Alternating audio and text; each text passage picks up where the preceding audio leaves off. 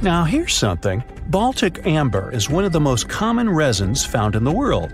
The reason for this is that due to the vast forests of pine, their numerous deposits are so common they provide wonderful treasures from long ago. Ants are especially common in the Baltic amber, which comes from pine trees. Its resin is rich in sugar, so the ants often live amongst the trees, close to the easy source of food. One block found in East Germany has preserved one ant that is estimated to be about 48 million years old. Think of the birthday cake. But what makes this find interesting is another animal inside the amber. It's a mite, notorious hunters in the insect world, capable of traveling at great speed. These guys quickly latch onto their hosts, sucking them dry. They're also capable of destroying entire hives in one go. And within this piece of amber, the amber provides a display of their final struggle. In Southeast Asia, feathers belonging to something unique have been found from 80 million years ago. They were captured in resin during the Cretaceous period, a peak time for dinosaurs. The many feathers inside are from the coelurosaur. It looks like a dinosaur, but this animal is more related to birds. Other feathers like this have been found in resin. They belong to avian and other non-flying dinosaurs. The discoveries have helped reimagine what dinosaurs actually look like. Still, dinosaurs may have had feathers instead of being completely bald. Of course, for most of them, the feathers weren't used for flying, but they helped the dinos stay warm. However, the feathers weren't all that was found, and a part of the coelurosaur's tail is also preserved. Still, it's so small and ancient that its DNA hasn't survived to map their entire genome. The enclosed tail is also very delicate, and it can't be removed from its protective amber shell. But although these findings can only be observed, they've still provided a great insight in the evolution of birds. But how does amber preserve things so effectively, even at the initial stages? The trees produce the resin to protect any small gaps in the bark against feeding insects. Its antiseptic nature and lack of water content ensures it doesn't degrade for a long time. This also makes it more resilient as it petrifies over long periods, eventually becoming a fossil. Some of the oldest amber ever found was from the Triassic period, showing how long it can last. The pieces from Italy are about 230 million years old. And inside one of these ancient droplets holds the oldest arthropod ever recorded. This mite found inside has provided a broader understanding to their evolution. Today, they're known to mainly annoy gardeners by feeding on the petals of flowering plants. However, at the time the mite was caught, flowers didn't have any petals, and it would be without this tasty meal for another 100 million years. Now, 100 million years ago, Myanmar was part of Gondwana, the great supercontinent. At that time, Myanmar wasn't part of Asia yet. But it was still lush with a great forest, which contained many species of lizards that lived amongst the undergrowth, hiding away from dinosaurs. Many of them have been stored within amber. This fact helped discover ancestors of geckos and chameleons. By using CT scans, scientists have analyzed them, providing a glimpse into the formation of their scales, teeth, feet, and claws. It also provided an understanding of how these archaic creatures once appeared. Although mostly pieces of lizards, by using modern technology, the scientists have been able to create 3D images of the lizard. These images can reveal how those guys appeared in their full form. The images show that they still retain some of their exact features to this day, like the chameleon's sticky pads used for climbing. A salamander fossil from around 20 million years ago is one of the most intact specimens ever found in amber. Details of its final moments show that it had been attacked before getting stuck in the resin. However, what's confusing about this find from the Miocene era is that the amber was found in the Caribbean, but it came from a tree that's closer related to those from East Africa. The lizard also has ancestry from the same area. Finds like this have opened a whole new understanding about how these small lizards migrated. It's expected that they would have ridden fallen logs, which took them across the seas to new homelands, not only to the Caribbean, but to all continents except for Antarctica. Nobody goes there, it's too cold. In the Dominican Republic, you can find some of the rarest of all ambers. This Dominican amber came from neotropical forests from around 20 million years ago. Many of the trees that made the resin are now extinct.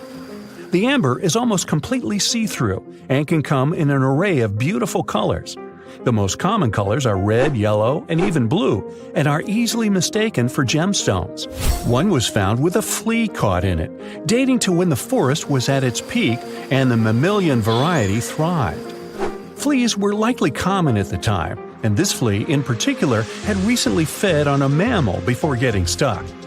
However, something more intriguing was found within the flea. While scientists checked what mammal DNA was within the flea, they found that it was carrying an ancient bacterial blight. These blights have been constant throughout Earth's history, dramatically decreasing populations of animals and plants. This now extinct blight in the amber helped scientists determine how much the bacteria have evolved and how it spread. Now, most remnants of insects inside amber aren't much more than the exoskeleton bodies. But with some found in Myanmar, they were so well preserved that even the color of the insects is still intact. Colors in nature appear in three different ways. The first is bioluminescence, that's produced by a chemical reaction within a living organism. The second is about pigments, where the color appears in an animal or a plant tissue. The third is called structural coloration, and the production of colors here is explained by microscopic surfaces fine enough to react with the light. The rare insects in amber were found in the form of structural coloration, but only at specific wavelengths. It all explains the very intense colors rarely found. 99 million years later, these bugs can still show their vibrant colors – blue, purple, and green. Some of them appear so different in color and shape that they almost look like they're from another world. Which of course they are – a very old one. Ants have been around for about 168 million years, based on fossil evidence provided. They're well known for their social hierarchies and their hive mind system. They've dominated almost every corner of the insect world, but when these social capabilities came about have been difficult to determine. Yet, recently, amber dated from 100 million years ago has shed some light into their evolution. Several amber pieces have preserved various ant types, including the worker ants, guardian or soldier ants, and even a queen ant. Before these pieces were found, it was estimated their social nature occurred millions of years later.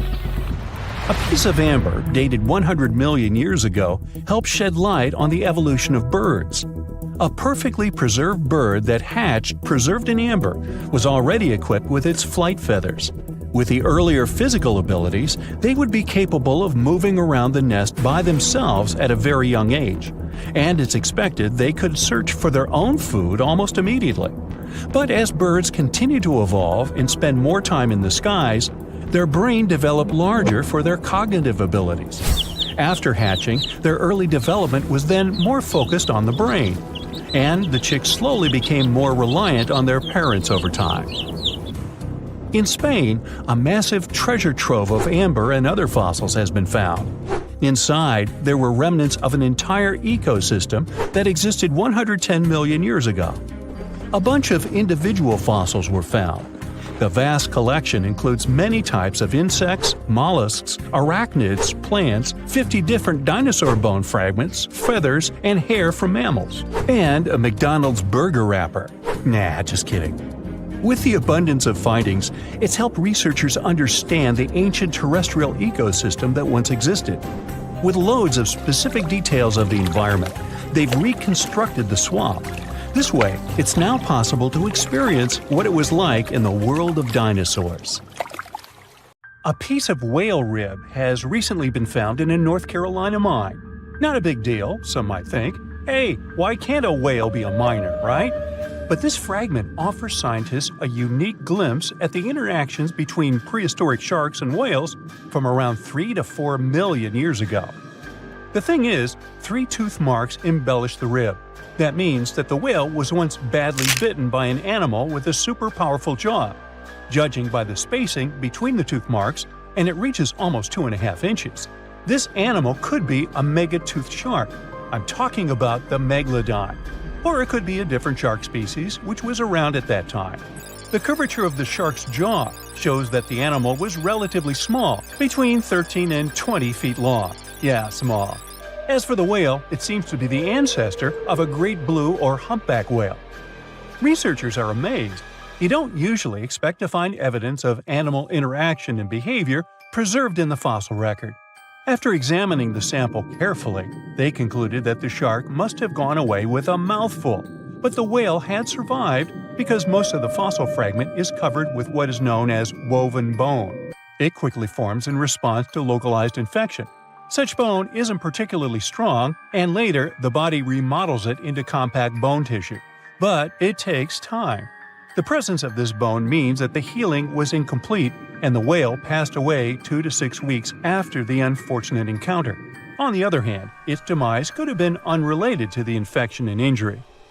Only a handful of fossils show such kinds of interactions between ancient animals. You can often find bite marks on fossils indicating where the animal passed away and its carcass was scavenged. But this fossil is one of a few examples that not only show a wound inflicted by another animal, but also demonstrate that the prey survived. All fossils are exciting for paleontologists. Yes, they need to get out more. But some might look terrifying to regular people. For example, look at this picture of tentacle arms and octagonal-shaped heads. When it first appeared in mass media, internet users claimed that it was some ancient organism that had come from space. Others thought the story was fake, but in fact, both the picture and the fossil are real. The fossil is known as a mortality plate, a fossilized representation of a mass extinction event of one or several species. The fossil actually contains more than a dozen specimens of a type of marine organism called a crinoid. Despite their looks, crinoids were not plants but marine animals. This particular species lived deep underwater on the seafloor. Crinoids were related to starfish, sea urchins, and brittle stars. These creatures could attach themselves to the seafloor with stalks made up of flexible porous discs connected by soft tissue. The stalks were hollow, and that's where the animal's nervous system was located. Crinoids absorbed oxygen through thin-walled tube feet. The creatures usually reached the length of more than 8 inches and had 5 arms lined with leathery-looking tentacle-like structures.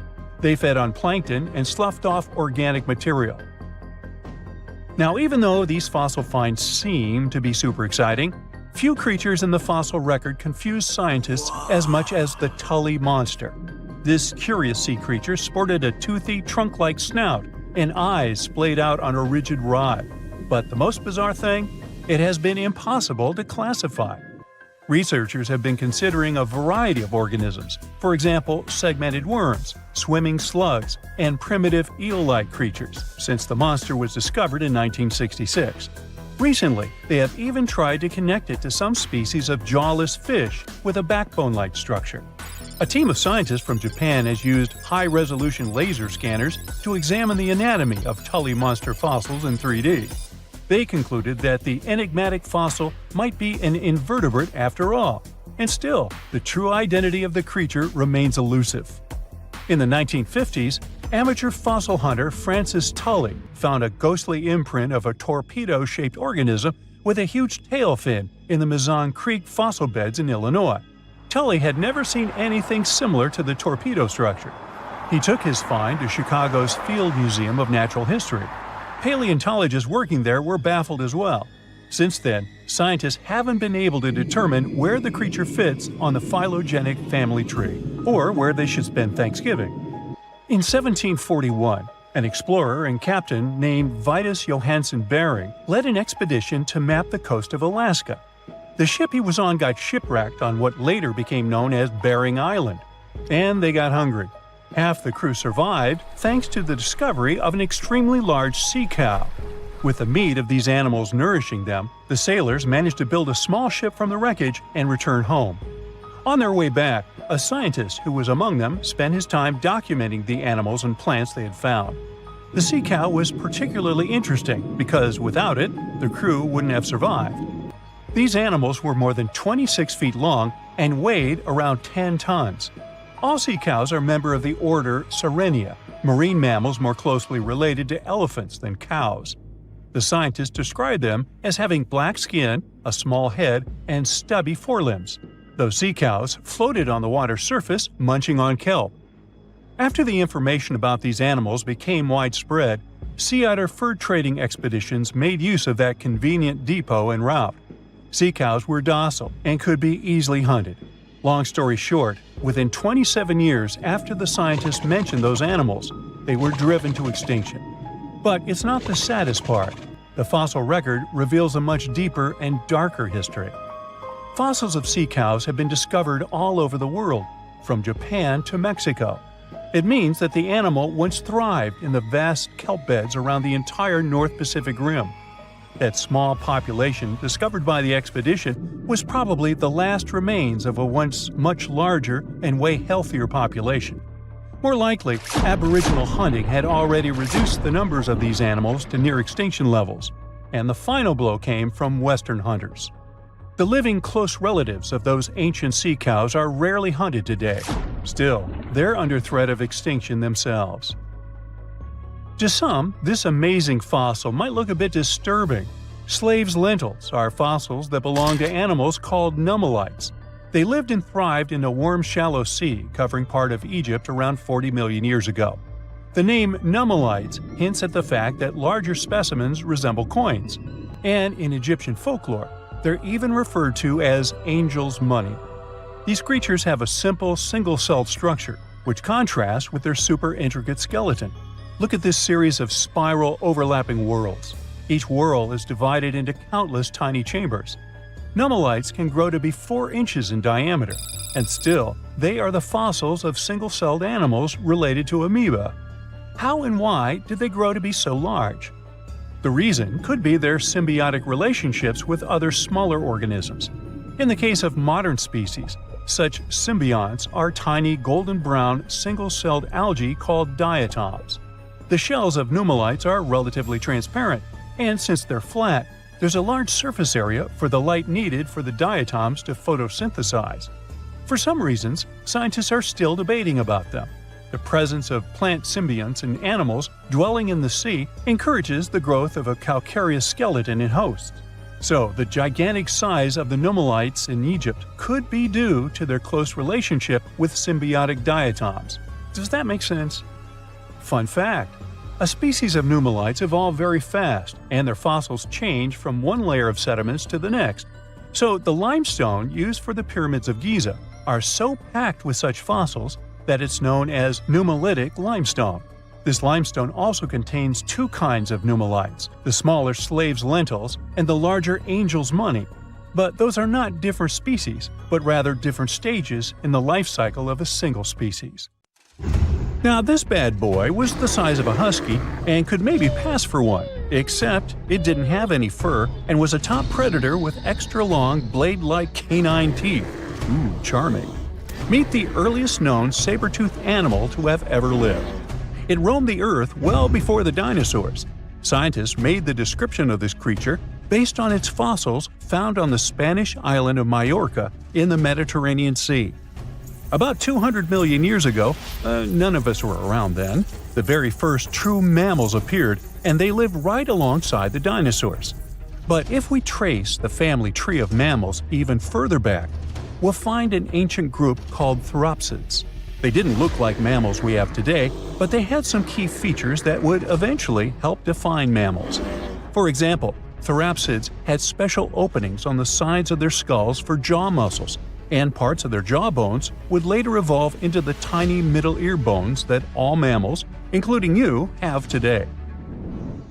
So, the new discovery is what might be the oldest known Therapsid fossil. The fossil, which doesn't have an official species name yet, belongs to a group called Gorgonopsians.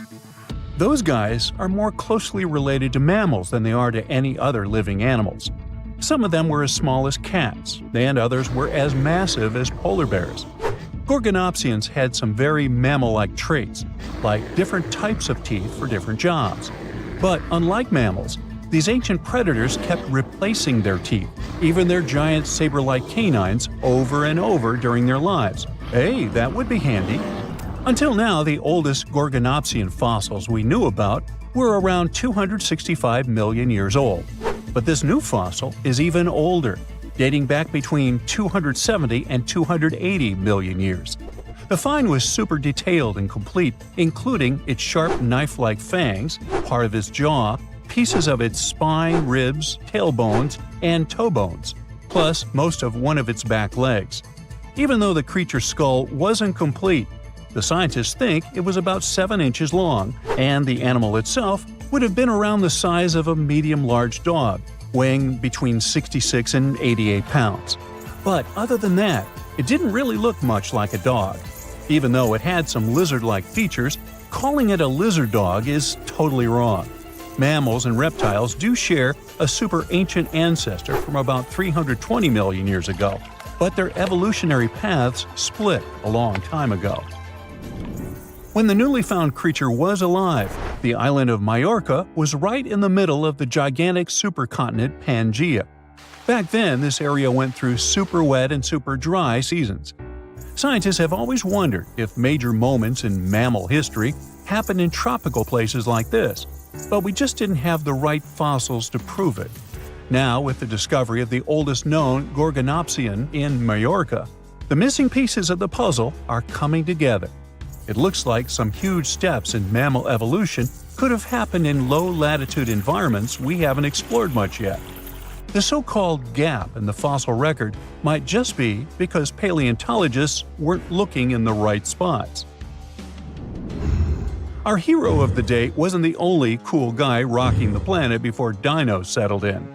Over 500 million years ago, the weirdest predators to have ever existed ruled the oceans. The name is a bit tricky to pronounce, so I'm not going to. Okay, it's Anomalocaris, but it just literally means unusual shrimp. This creature looked nothing like anything alive today. Scientists think it was the first true apex predator, the orca of its time. Anomalocaris was massive for its era, as it grew up to 3 feet from its sharp grabbing arms to the tips of its tail fins. For a while, everyone thought trilobites were its go-to meal, but new research shows it wasn't strong enough to crack open trilobite armor. So instead, it was a speedy, agile hunter with awesome vision, and it often picked off soft-body animals that zipped through the open water. Now, another really cool creature from pre-dino times is a fish that could walk on land. Tiktaalik lived in marshy rivers that looked a lot like today's Amazon rainforest. It could grow up to 9 feet long, and it found its prey in rivers and inlets like a modern-day freshwater crocodile. It had a flexible neck and even some early versions of lungs, and thanks to them, it could survive both in water and out of it. Why fish like Tiktaalik started moving toward land about 395 million years ago is still a bit of a mystery. Around that time, the ancient supercontinent called Gondwana was drifting closer to the land that would become North America. This slow movement created lots of shallow, swampy habitats, which were perfect places for crocodile-like animals to thrive. Plus, these areas were near the equator, so they were warm and tropical. But there wasn't a lot of food waiting for them on land, so maybe they moved there for safety reasons. There were fewer predators and better spots to lay eggs there compared to the water. Creatures first adapted to living in open water, then shallow water, then marshes and river edges, and only after a long, slow transition did they finally step fully onto land. Now, how about a millipede the size of a small car and weighing as much as a large dog? This beauty lived over 300 million years ago in what is now England. Back then, during the Carboniferous period, Earth's atmosphere had way more oxygen, over 26%, compared to today's 21%. Scientists used to think the high oxygen levels were the only reason these creatures could get so big. But back then, they found a new fossil from a time when oxygen wasn't that much higher than today. They discovered it purely by accident, when a boulder split just right and revealed one of the most complete and largest giant millipede specimens ever. This one could have lived not just in swampy areas, but also in open woodlands filled with tasty seeds, nuts, and maybe even small animals. There's a chance that this beast wasn't a slow, plant-munching crawler, but a predator that would snap up whatever it could find. After dominating the Earth for about 45 million years, the giant millipedes eventually vanished. Probably the reptiles pushed them out, clearing the way for the age of the dinosaurs. Now, in case you ever wondered what would happen if you crossed a polar bear with a saber-toothed cat, here's the answer.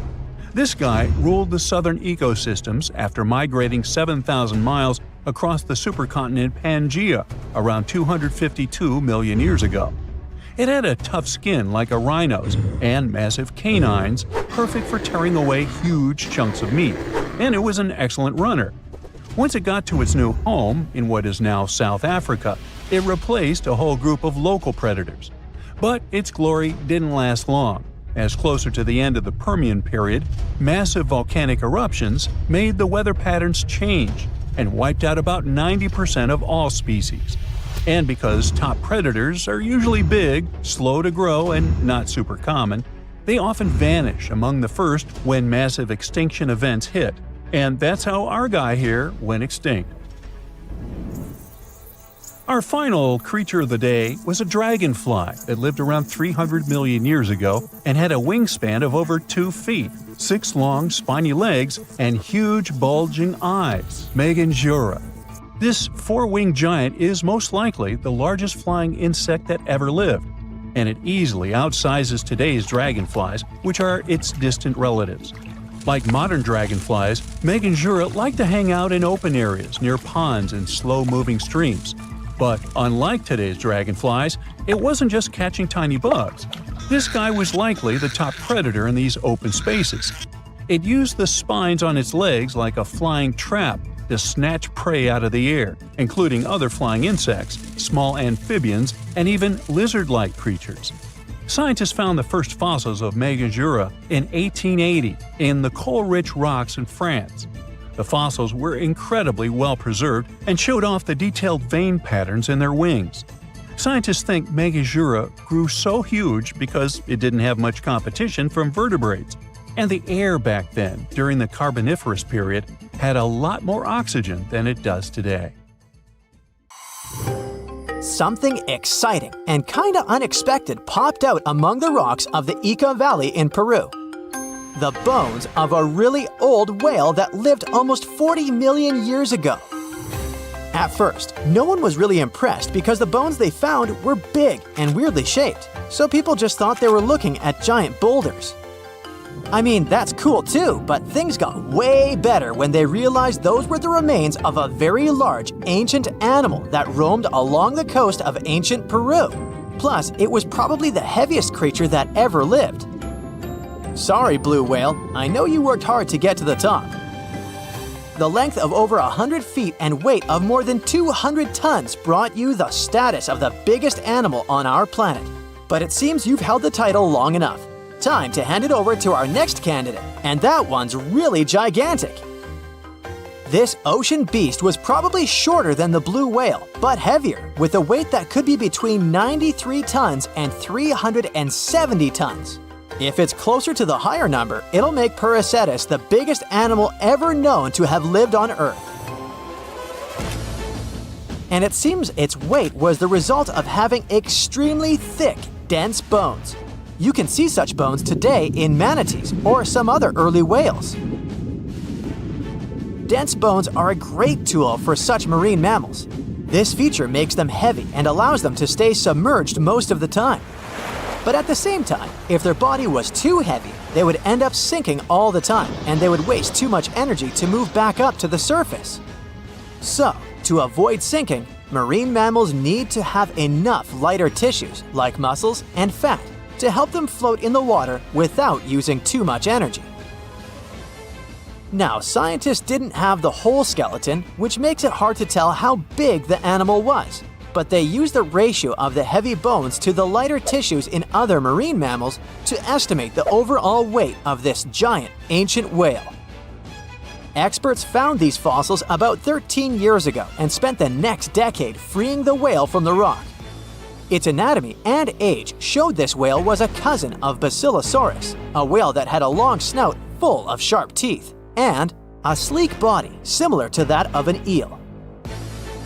Even if Pericetus wasn't bigger than the blue whale, it was still a giant that ruled the ocean depths. Unlike modern whales, there's a possibility that this ancient fellow was a predator that liked to go after bigger prey. And this also changes how we see the history of whales. Scientists used to think these magnificent creatures became really big about 5 million years ago when they started eating lots of small creatures. But here's the proof that giant whales existed even before that. But it's still unclear how this whale managed to find enough food to sustain its enormous body. Plus, it's still hard to tell what exactly this ancient creature had on its menu. It was pretty large and not such a fast swimmer, so it's possible it searched for food in shallow waters. Then it probably ate crustaceans, clams, or some other small animals hiding in the sand. One theory says it was a scavenger, which basically means it munched on remains of everything that would come its way. It's not so unusual to find marine animals in deserts. Many of these regions used to be covered with water anyway. The Sahara in Africa is a perfect example. About 50 to 100 million years ago, this was not a dry desert, but a shallow saltwater body called the Trans-Saharan Seaway. The land is not wet there anymore, of course, but people who lived in that area knew about it because they used to find old shells across the desert. The sea was about 164 feet deep. That sounds enough for a nice swim. Some would say this area looked like modern Puerto Rico, with lots of sun and shallow water. Mangrove forests were a common thing as well as seafloors covered with mollusks, like snails and clams.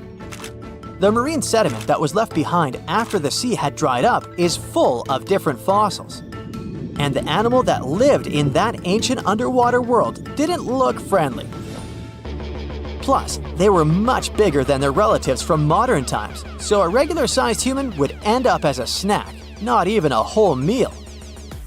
Normally, when animals live on small islands, they can become much bigger than their relatives from the mainland. This is something we call island gigantism, and it happens because there are more resources or fewer predators on islands. Maybe the same thing happened in the Trans-Saharan Seaway. Even though it wasn't an actual island, the water moved in and out, which created little pockets of water. And specific conditions in these pockets might have helped animals grow bigger. So we're talking about giant sea snakes, catfish, and fish that no longer exist today.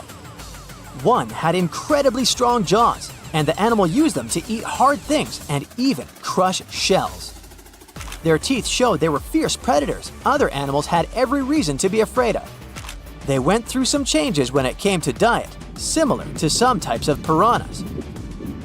And the competition to get to the top of the food chain wasn't a joke. Not when there were also such large predators as sharks, crocodiles, and ancient relatives of elephants. Sahara went through different phases. If you could use a time machine and take a peek at Earth's largest hot desert as it was about 6,000 years ago, you wouldn't have to struggle with sand and heat. You'd have a nice walk through a green and pretty lush place. In the past, people who lived in that area didn't leave drawings on cave walls that showed camels, sand dunes, and scorpions. All those things you'd see in today's Sahara. Instead, they drew crocodiles. That's additional evidence that the Sahara used to have a lot of water and plants enough to support these big yet scary animals. Around 3 billion years ago, Earth might have been mostly covered with water. Today, it's about 71% of its surface, but it seems that our planet used to be a giant ocean world with no continents at all, just some scattered islands. Scientists studied special rocks in Western Australia that formed in a place deep under the ocean called a hydrothermal vent system. To explain this better, it's important to mention two common oxygen types, O16 and O18. O18 is heavier because it has extra neutrons. O16 evaporates from water more easily, and as researchers studied an old ocean floor, they found a lot of O18, more than in today's oceans. This way, they realized ancient Earth had less dry land than Earth today. Australia is a good spot to conduct these studies because a long time ago, it also used to be a beautiful place with large animals and lush rainforests. But as time went by, the land became drier and Australia had more deserts formed, such as the Great Victoria Desert. Rainforest remained only on the edges of the continent. What happens with deserts across the globe is called desertification. That's when land that used to be good for growing things turns into a desert or something similar. Our planet changes over time, together with its climate. But desertification also happens because of human activities, like mining, farming, and building cities. And when land turns into a desert, it's a problem because it can't support people and animals anymore. Food doesn't grow there. There's not enough clean water, and animals lose their homes. To help with this problem, there's a plan many countries agreed to. They decided to work with farmers to take care of the land, fix damaged areas, and manage water better. All in all, to make our planet a better place for life. Dinosaurs, big ancient bugs, creepy spiders, and scary insects are all cute animals compared to the monsters that lived on Earth about 500 million years ago. For example, here's a creature that swam in the water like a stingray and had 3 eyes. Its mouth was like a pencil sharpener. 2 long claws with forked tips like pincers protruded from its head, and its gills were somewhere in the back. This is not a thing from a sci-fi movie. This is Mosura. Its remains are preserved in excellent condition. Let's look at it more closely and study other similar monsters. The Cambrian Explosion. Remember this name. This period is also called the Biological Big Bang, the time when a huge number of different living creatures began to appear in the ocean, large, small, and tiny. The ancestors of almost all modern animal groups were most likely born during the Cambrian Explosion, which lasted from 541 to 485 million years ago. It was a time when the first truly effective and terrifying predators appeared on Earth. One of them was Mosura. It's only the size of an index finger, but you would never want to meet such a creature while swimming in the sea. It's scary to imagine what it could do with its pencil sharpener-shaped mouth. And you probably wouldn't be able to hide from it because, come on, it had 2 eyes on the sides and 1 big eye on its forehead. Mosura belonged to a group of arthropods. Scientists called it a sea moth since it reminded them of a moth. This thing used a flap-like apparatus similar to wings to float in the water like a stingray. This monster was quite creepy, but its appearance may seem familiar because it's a distant relative of modern spiders, crabs, centipedes, and moths. Scientists found several 506 million-year-old Mosura fossils, but unlike many other similar finds, these ones have been preserved in excellent condition. The found fossils showed sharp claws, a toothy jaw, and large gills in the tail section. Some parts of the fossil were so clear that they revealed the details of the creature's internal anatomy, including parts of its nervous and circulatory systems and digestive tract. It had jointed limbs like those of modern insects and crustaceans. When this monster swam in the sea, it probably grabbed its prey with long spiked claws sticking out of its head. Many Mosura relatives have claws covered with multiple spikes, which help them grab food. But that ancient creature had smooth claws forked at the tips. That is, it grabbed the prey with those tongs, using them like chopsticks, and then brought it to its mouth. Of course, this is an assumption, and nobody saw how this creature actually did it. Unlike many other similar animals, Mosura's posterior segmented body was studded with gills. Scientists don't know why this was necessary, but they assume that such an unusual breathing system helped to adapt to an environment with low oxygen content. Perhaps Mosura led a very active reproductive lifestyle that required high oxygen consumption. Creepy, dangerous, and reproducing fast. An excellent set of qualities for one of the most dangerous predators of antiquity. But what did Mosura eat? It probably caught different types of worms and small arthropods. It's nice to think that this monster lived so long ago and was so small. But what if this creature was the size of a shark and was swimming in the ocean these days? Perhaps it would become a dominant dweller and people would swim much less along the coast. Mosura lived in the water but was discovered in the Burgess Shale rock formation in the Canadian Rockies. Many mountains on Earth were once the seabed inhabited by strange creatures. One of them was Opabinia. It had 5 eyes, a mouth facing backward, a long trunk and claws instead of a nose. Wait, what? It's too strange even for science fiction, even for outer space. In its eccentricity, Opabinia was perhaps the loneliest creature on Earth. Scientists couldn't find another species that would be similar to this individual until recently. Meet Utaurora. It seems to belong to the same species as Opabinia. Its inch-long body was divided into 14 to 15 furrows. Each of them ended in a pointed flap. Opabinia had the same body, but it's unlikely that both monsters were friends. The difference between their timelines was several million years.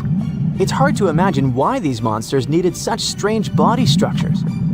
Why haven't modern filmmakers used the design of those animals to create cool space monsters yet? Okay, they were creepy creatures, but what about weird and kinda useless ones? Scientists have discovered Su, a legless creature with no head turned inside out. Huh? This 444 million year old creature was found in South Africa, north of Cape Town. They called it Su after the discoverer's mother. In fact, it's some kind of new arthropod species that may have lived in low oxygen waters. This creature was turned inside out, and the outer shell with the legs and head was lost. Thanks to mineralization, muscles, tendons, and even Su's intestines were preserved on the fossil. It's a great success to find such detailed remains of an ancient creature. However, scientists still can't determine the evolutionary history of this species. They're sure that it was a primitive marine arthropod. Okay, we can see that 500 million years ago, Earth was filled with creepy monsters, which fortunately are now extinct. But what about trees? Were they the same as we see now? Or was there something else? Something creepy? Oh yeah. Scientists have discovered a new kind of living organism similar to a tree or a mushroom. It was gigantic and had a very minimalistic design. Meet the Prototaxites. It's basically just a big stick with a round end poking out of the ground. It was smooth, didn't have the usual tree bark, and looked more like a mushroom without a cap. But scientists have recently found out that it wasn't a mushroom at all. Prototaxites probably belonged to a previously unknown branch of life. Prototaxites is considered to be the first giant organism in the history of the planet that lived on land. It existed about 420 to 375 million years ago during the Devonian period. It was the time when plants began to spread across dry land, forming large forests. Over time, they began to grow leaves and form roots in the ground. Then, the first seed plants appeared. The real colonization of land began. The first arthropods, such as centipedes, arachnids, and other unpleasant creatures, began to walk among those forests. Meanwhile, the water was filled with a huge biodiversity. There was a giant supercontinent on the planet, and smaller parts began to break off it.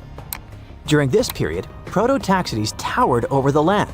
Some of these things reached 26 feet high and 3 feet wide.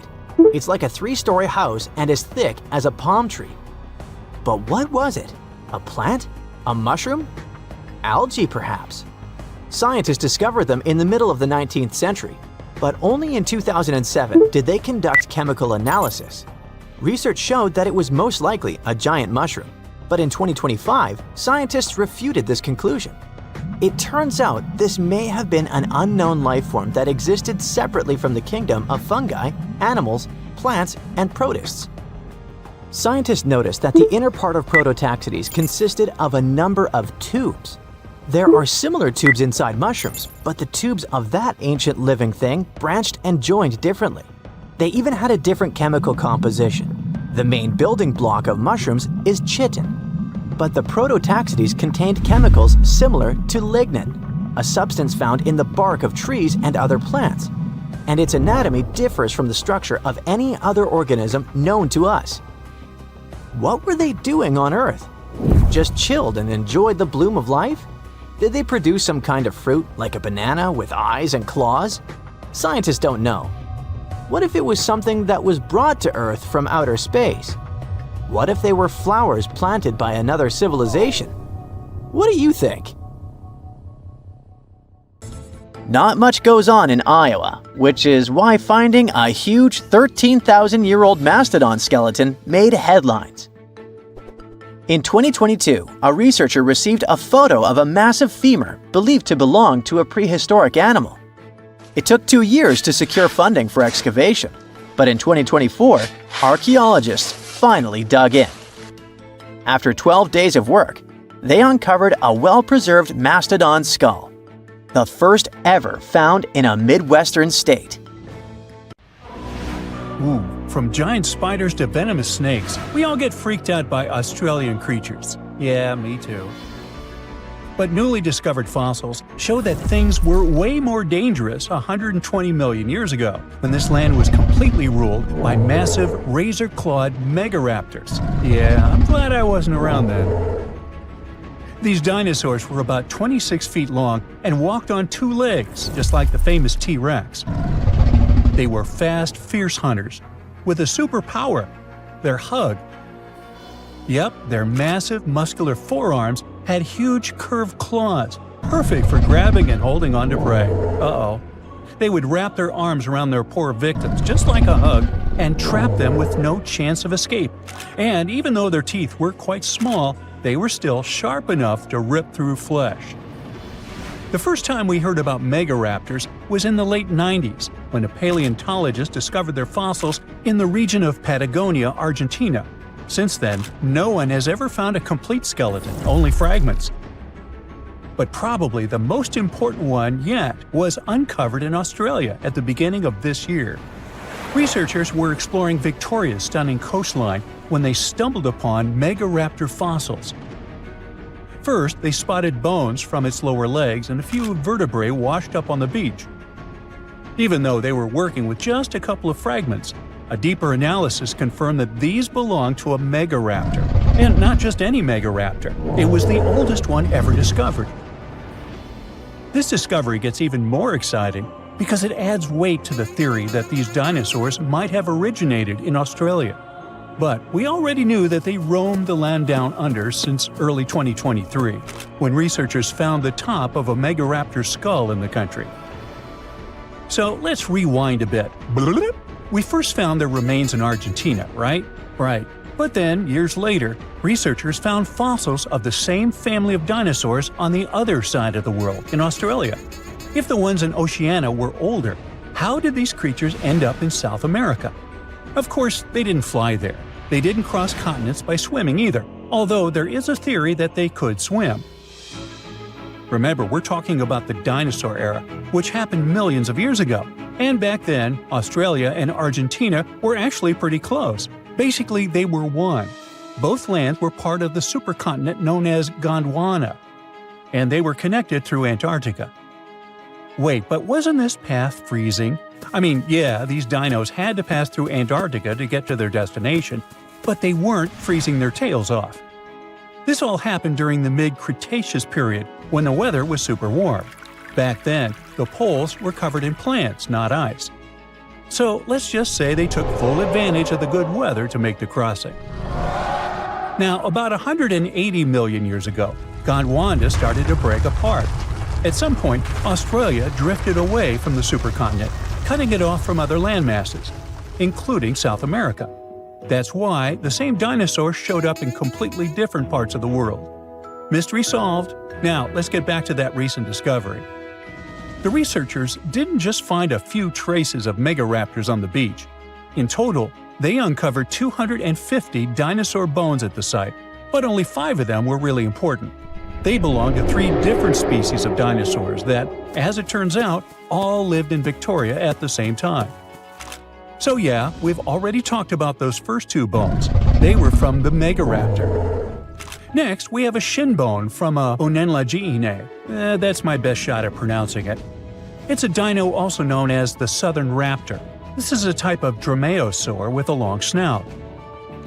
And the last 2 shin bones of different sizes came from a Carcharodontosaurus. whose name means shark-toothed lizard. This one is a particularly big deal for two reasons. Number one, it's the first evidence that this species lived in Australia. And number two, it was small, and that is pretty surprising since we've always thought of this species as being massive. Fossils found in Argentina, for example, show this dinosaur reached a length of about 36 feet. But the one in Australia was much smaller, measuring only around 6 to 10 feet long. And that's still plenty big. Basically, what we're saying is that the way predators were ranked in these two parts of the world was completely different. In South America, Carcharodontosaurs grew to massive T-Rex-sized giants, towering over megaraptors and dominating the landscape. But in Australia, it was the complete opposite. There, huge, powerful megaraptorids roamed the land alongside smaller Carcharodontosaurs. So the predator dynamic was different. And all of this just shows how unique the ecosystem in Victoria was back then. Although isolated dinosaur bones have been found in Western and South Australia, most of the fossils come from the eastern part of the country, like Queensland. And there, researchers dug up something really, really rare – a well-preserved dinosaur skull.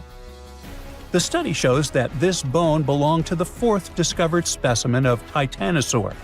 This group includes those massive long-necked dinosaurs. They look like the Brachiosaurus, but some of them were even bigger, reaching 120 feet long. The skull, discovered in 2018, belongs to this guy, whose pronunciation is above my pay grade, and the research points out that it roamed the Earth around 98 million years ago. Thanks to this find, scientists were able to recreate for the very first time what its face might have looked like. Probably after checking out the illustration, they thought, hey, it looks a lot like its cousin. They were talking about another species of Titanosaur, this other unpronounceable guy. And guess where they used to live? Yep, in Argentina. So, this research also supports the theory that dinosaurs crossed between South America and Australia during the mid-Cretaceous period. Now, this wasn't the only secret buried in Queensland, though. In 2024, researchers working there discovered the fossilized remains of a new species of pterosaur, about 100 million years old. These creatures were the first vertebrates that could actually fly, existing alongside dinosaurs. They were massive, powerful predators, with wingspans of up to 36 feet. But these remains belong to a new species within the pterosaur group, which they have named Hakuna Matata, or something similar. Compared to their cousins, they were on the smaller side, with a wingspan of about 15 feet. Still, that's bigger than a snowy albatross, the largest flying bird we have today. This species of pterosaurs were terrifying beasts, flying over the ocean to hunt for prey. Once they spotted their victim, they'd snap open their 60-centimeter jaws, filled with sharp spike-like teeth, and, well, I guess there was no escaping that. The last incredible discovery we're talking about today also comes from Queensland. For over 20 years, students walked past a plain-looking rock at Biloela State High School completely unaware that it held 66 dinosaur footprints, and they date back about 200 million years. These prints were made by a group of these Latin-named guys. They were small dinosaurs with 3 toes on each foot, and it seems like they were all over Queensland around that early Jurassic period. The rock they found at the school worked like a snapshot, giving us a better idea of what these dinosaurs were like and how they behaved. After taking a closer look, researchers found that the footprints came from 47 individual dinosaurs. This group was probably walking along or maybe crossing a waterway when their footprints got marked in the white clay. And the study also discovered that they were likely moving at less than 4 miles per hour at the time. So we only discovered those marks in Australia. But fossils of the same species found in other countries showed that they had these long legs, a big chunky body, short arms, and this tiny head with a beak. But honestly, they don't sound as scary when you realize they only ate plants. Whew. It all started out as an ordinary working day for Gary Johnson, who was driving his excavator at a quarry in Oxfordshire. He was clearing the clay when, all of a sudden, he hit a bump. It turned out to be a huge footprint, and no animal from today could have possibly left it. Then Gary noticed another huge footprint, just 10 feet ahead, and then another one. He soon realized those could be dinosaur footprints. And he was right. There were a total of about 200 huge footprints from 166 million years ago, or the middle of the Jurassic area, crisscrossing the limestone floor. Scientists started digging at the location in June 2024. The longest trackways they found are around 500 feet long. It wasn't the first major discovery in the area. Back in 1997, they found 40 dinosaur tracks nearby while digging in a limestone quarry. This time, the team took 20,000 photos of the new prints and made 3D models using flying drones. In total, there were 5 pathways at that site. 4 of them were made by sauropods, which were huge plant-eating dinosaurs that walked on all 4 legs. Their footprints kind of look like giant elephant prints, only way bigger, because these dinos could grow up to 60 feet long, about 2 times as long as a London bus. The 5th track might have come from a megalosaurus, a carnivore. Its footprint looks like the kind you'd see in a cartoon. It's called a tridactyl, which means it has 3 big, clear toes. Hey, just like me. Kidding. Unlike previous dinos, these guys could walk and even run on there too. Back then, the area they lived in was like a warm, shallow lagoon, and these dinosaurs squished through the mud, leaving their footprints behind. The footprints can help us learn how fast the dinosaurs moved, how they walked, how big they were, and what kind of environment they lived in. You can't learn all that from bone fossil records, which makes this discovery super important. Scientists think that a big storm helped save the prints in such great condition. It could have dumped a lot of mud on top of them, keeping them safe from being washed away. Just several months after the Oxfordshire discovery, scientists found over 260 matching dinosaur footprints more than 3,700 miles apart on different continents, in Brazil and in Cameroon. When they studied these prints, they realized they were about the same age and shape and came from the same type of land and plate tectonic contexts. Northeastern Brazil, and what is now Cameroon in Africa, is one of the last tiny land bridges where dinos could cross between the landmasses freely before the continent of Gondwana broke away completely, around 120 million years ago. Africa and South America started drifting apart around 140 million years ago, and the South Atlantic Ocean slowly filled the gap between them. As the land split, big basins formed, and rivers and lakes began to fill them up. The footprints were found in those very basins, on both sides of the ocean. Most of the prints were made by 3-toed theropods, which were meat-eating dinosaurs. But there were also prints from sauropods and ornithischians, who were herbivores. The plants in those river valleys fed the plant eaters, which helped build a whole food chain. And the muddy ground helped preserve the dinosaurs' footprints, just like in England. The latest footprint discovery, this time in the Scottish Isle of Skye, helped scientists learn something new about the dino habits. So far, they've found more than 130 footprints at Prince Charles Point. And it turns out that huge meat-eating dinosaurs and their plant-eating prey shared the same water here 167 million years ago. Some of the tracks were made by megalosaurs, meat-eating dinosaurs that were early relatives of the T-Rex. Others were from huge, long-necked plant eaters.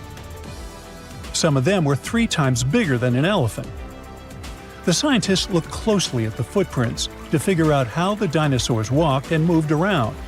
They believe the dinosaurs were hanging out near shallow freshwater lagoons, just like animals today gather around watering holes. Another important discovery from the Isle of Skye is 2 super rare fossils that are helping scientists rewrite the whole evolution of mammals. Some shrew-like creatures today live just around 1 or 2 years, right? Well, those little guys used to stick around for 7 years or even longer. Scientists found 2 nearly complete skeletons of it on Skye. One was a grown-up and the other was a young one. To figure out how these animals lived and grew, scientists used high-tech X-ray scans to look inside the rock and check the teeth, kind of like counting tree rings to find out how old the tree is. The younger creature was still changing to adult teeth, but was already about 2 years old, which is very unusual for small animals. It lived in the area during the Jurassic period, when sky was warm, tropical, and full of shallow seas and thick forests.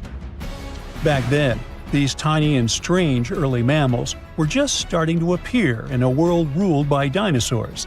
But they were the beginning of the long line of mammals that would one day include cats, whales, and humans. Scientists are learning about the final days of dinos from a new fossil site in Argentina. Most of what we know about the impact of that dramatic asteroid hit comes from North America, where T-Rex and Triceratops once lived. But now, we get to see what happened further south. The team of scientists working in a local quarry found bones from hadrosaurs, which are pretty rare in South America. Long ago, this desert area was warm and full of plants like ferns and palms. There was a stream flowing through wide, flat lands, which helped bury and preserve the animals that lived there. Back in 2020, scientists were exploring the area when a paleontologist found a dinosaur foot bone. They kept looking even through heavy rain and discovered a whole group of fossils, not just from one dino, but from several of different ages, maybe even a whole herd. Another super important discovery here was a tiny mammal jaw with 5 teeth found just 2 hours after searching the site. The jaw came from a small plant-eating mammal. These creatures were about the size of a chipmunk and had very special teeth with ridges and grooves for chewing plants. This was the first time a mammal jaw had ever been found in that whole area, and it made scientists realize the site could tell them more than just dinosaur stories. The team also found a tooth from another dinosaur and a claw from a smaller predator. All the fossils found here could help answer some big scientific questions, like were the dinosaurs already slowly disappearing before the asteroid hit, like they probably did up north?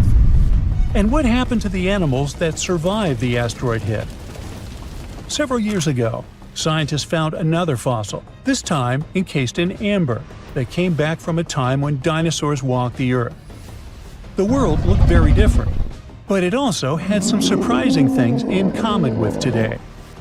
Back then, the night skies were also lit up by glowing fireflies, and the dinos probably watched them like we do. The amber is 99 million years old, and this special firefly is only the second one ever found from the Mesozoic era.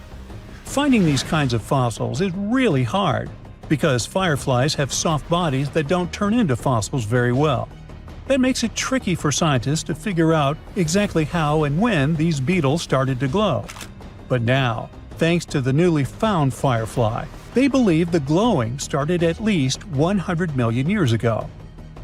The fossil helps fill in the gaps in the evolution of fireflies and their ancestors. It shows that important parts, like their glowing bellies, have stayed the same since the middle of the Cretaceous period. Now, you can't find living dinosaurs nowadays, which is a good thing, mostly, but you can still meet some creatures that might have gone to lunch with them. The frilled shark, for example, is a living fossil that comes from a family of sharks that have been around for about 80 million years. One of the coolest things about it is its long, eel-like body that can grow as long as 6 feet. It has 6 pairs of gills on its throat, which help the frilled shark breathe in the deep, cold ocean where there isn't much oxygen. The shark can move very quickly, like a snake, to catch its prey when it least expects it. Little frilled sharks take an exceptionally long time to grow, up to 3.5 years, which is one of the longest times for any animal with a backbone. The Chinese giant salamander is another living fossil that can tell you what was going on Earth around 170 million years ago. Now, when I say tell, I really mean it, as it can make sounds like hisses, whistles, and barks, and even a noise that sounds like a crying kid.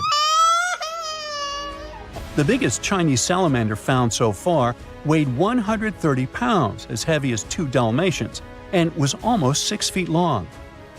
Giant salamanders like to be alone. Hey, I want to be alone. And will chase away other salamanders from their space, except when it's time to start a family.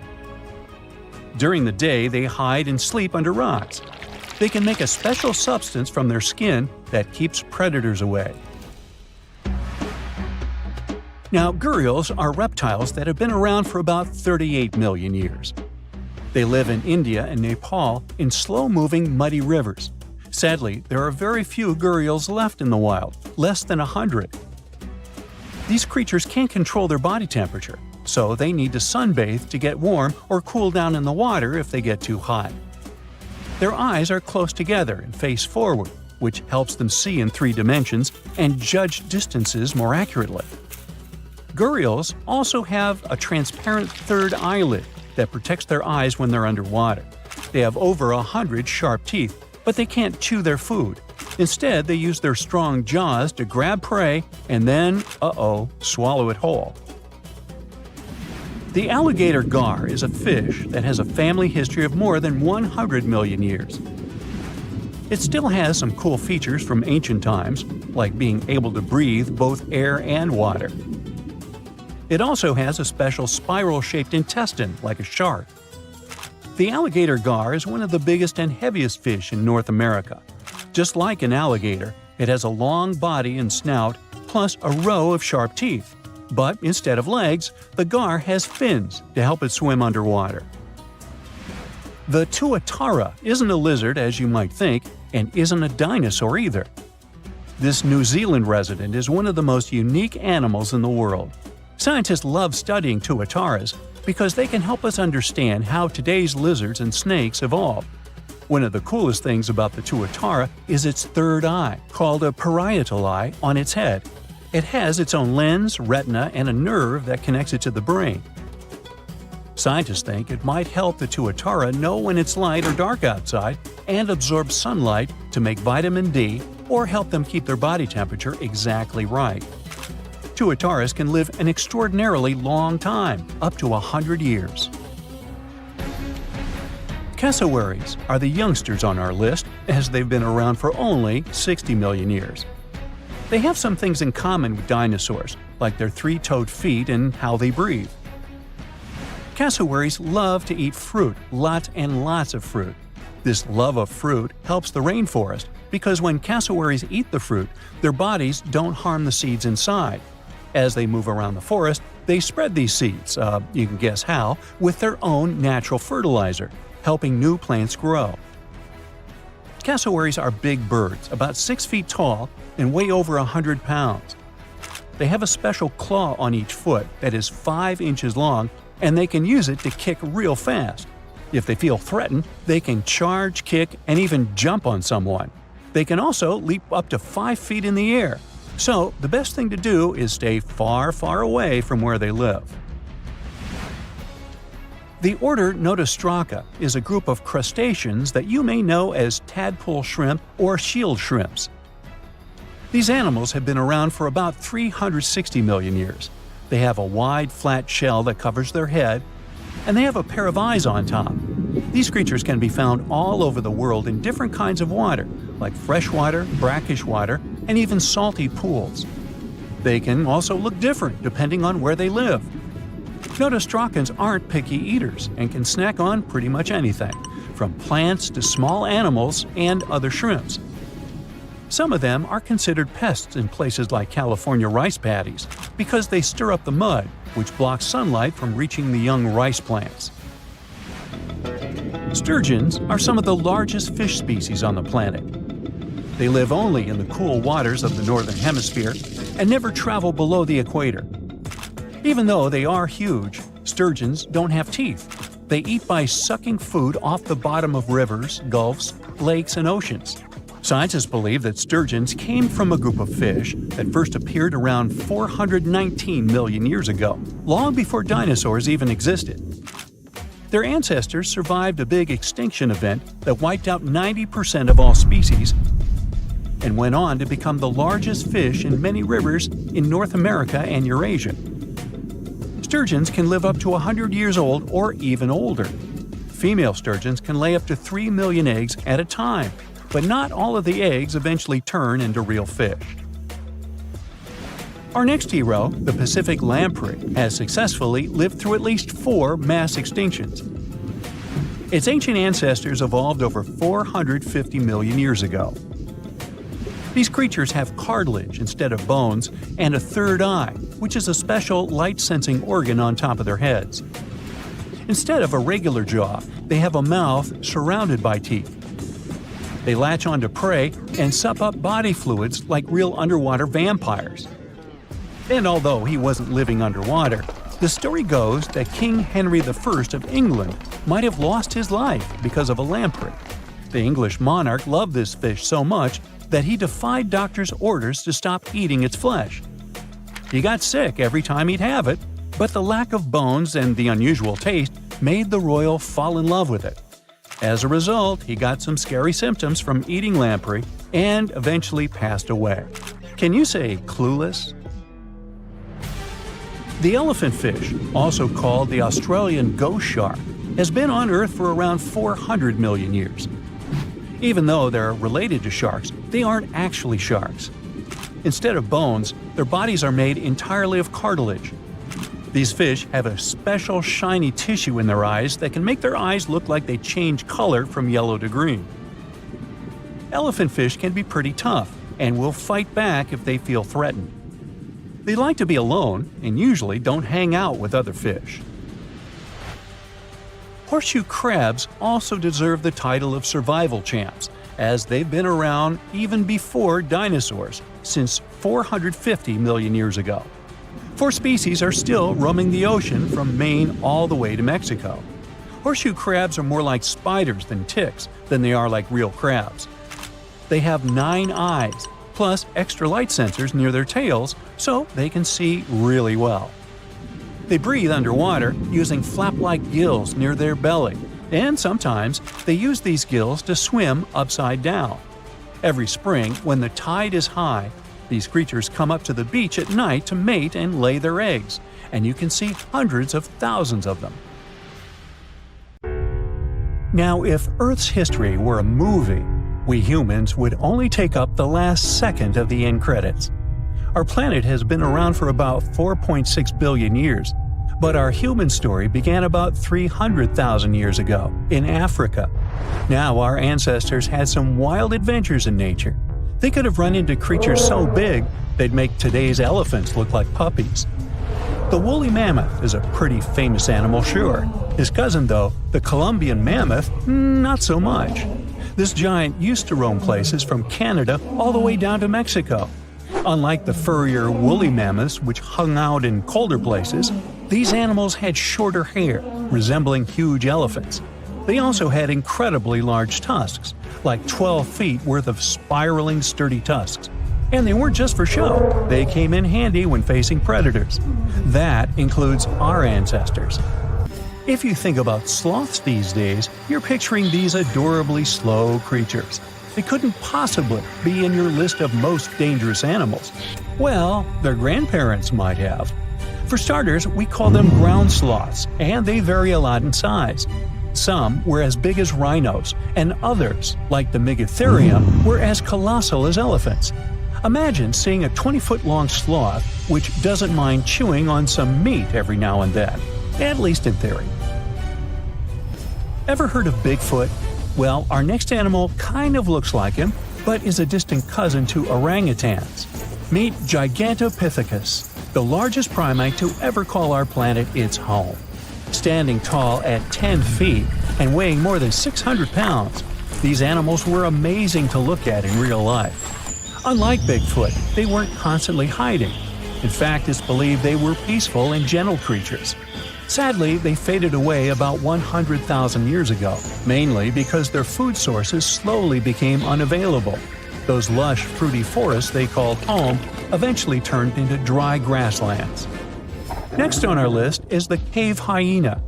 Weighing a chunky 250 pounds and standing 3 feet tall, these beasts were as long as a grown-up lying down. What's even more interesting about these creatures is that they loved hanging out in groups. A pack could be as big as 30 of these animals, which meant they could easily take on even the biggest, heaviest mastodons. Our ancient families would have needed to stay alert around these hungry specimens.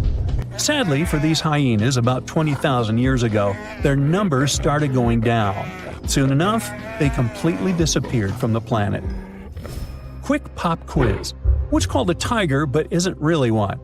It's the saber-toothed tiger. I mean, sure, they belong to the feline family, but they aren't technically tigers. First appearing around 42 million years ago, in July, I think. Many of their kind were gone before we even showed up. However, early Americans might have bumped into a couple of specimens from this group. If that really happened, it would have been quite the encounter. Think of the biggest wild lion today or the hefty Siberian tiger. These big cats also had some incredible features hidden in their fur. They were good at sneaking around, hiding, and pouncing on mammoths bigger than themselves. Their bite wasn't that strong, but they could open their jaws wide, like twice as much as a lion. And although their teeth were a bit on the weak side, they had buff forearms to pin down their dinner, giving those big fangs a purpose. Not the kind of kitty you'd want to play with.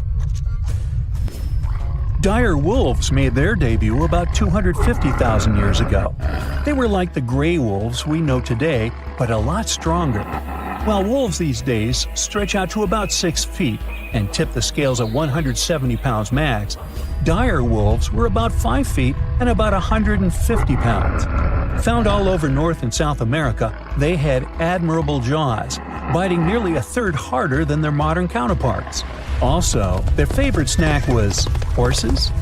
But just like many other majestic beasts of the past, they faded away around 10,000 years ago. Now, names can be deceiving. Take the American lion, for example. It's not really a lion, it's more of a panther's big cousin. The other part of the name is correct, though. They did live in America about 330,000 years ago. This feline was no lap cat either. They were at the top of the wildcat pyramid, weighing a colossal 772 pounds. That's like stacking 4 grown men on a scale. Even the mighty African lion would look a tad bit shy beside these beasts. With the muscle to take down a bison, you wouldn't want to accidentally interrupt their dinner. They parted ways with this planet around 11,000 years ago, right after the last ice age. Now, down in Australia, about 50,000 years ago, I wasn't around then, there lurked a relative of the Komodo dragon, the Megalania. Experts love to have debates on how big it was. Some say it stretched out to 23 feet. Others think it was just about 11 feet long. Either way, they were basically mega-sized Komodo dragons with a dangerous bite.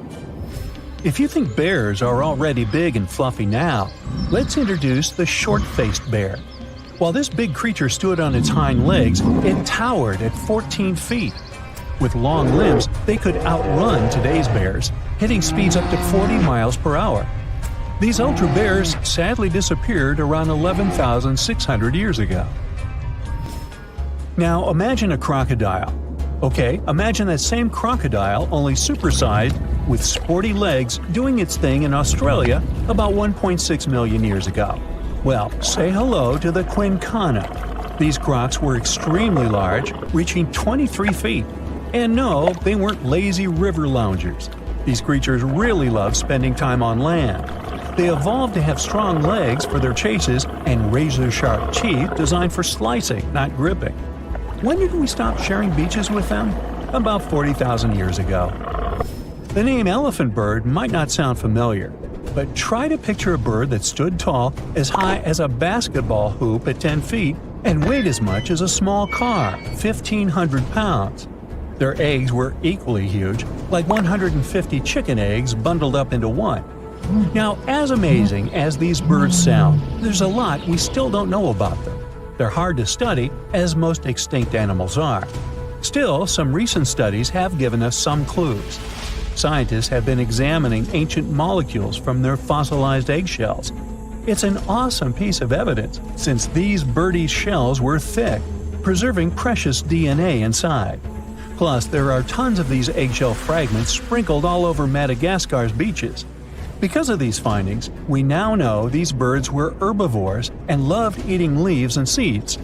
We also know the tiny kiwi bird is its closest living relative. Now, dodos were these amazing birds we also used to share the planet with. They're like distant cousins to ancient pigeons. To give you some perspective, imagine a chunky bird weighing about 50 pounds. Similar to chickens, turkeys, and ostriches, dodos were also the types of birds that couldn't fly. Their wings were small, and they had the muscle strength of, well, a wet noodle. Now, you might have heard the word dodo used as a name for creatures that aren't that bright. Don't get confused, though, by this name. These birds were in fact intelligent. Scientists were able to figure that out by studying their fossils. It turns out that they were good at smelling stuff, unlike most birds that are all about the visuals. These creatures aren't around for us to study anymore, but that might change. One evolutionary biologist is on a mission to fully understand these amazing ancient birds. On that note, she revealed that the dodo's DNA has been completely sequenced. There are even talks about potentially bringing dodos back to life. They would make a nice addition to the lovely beaches of Mauritius, the place they used to call home many years ago.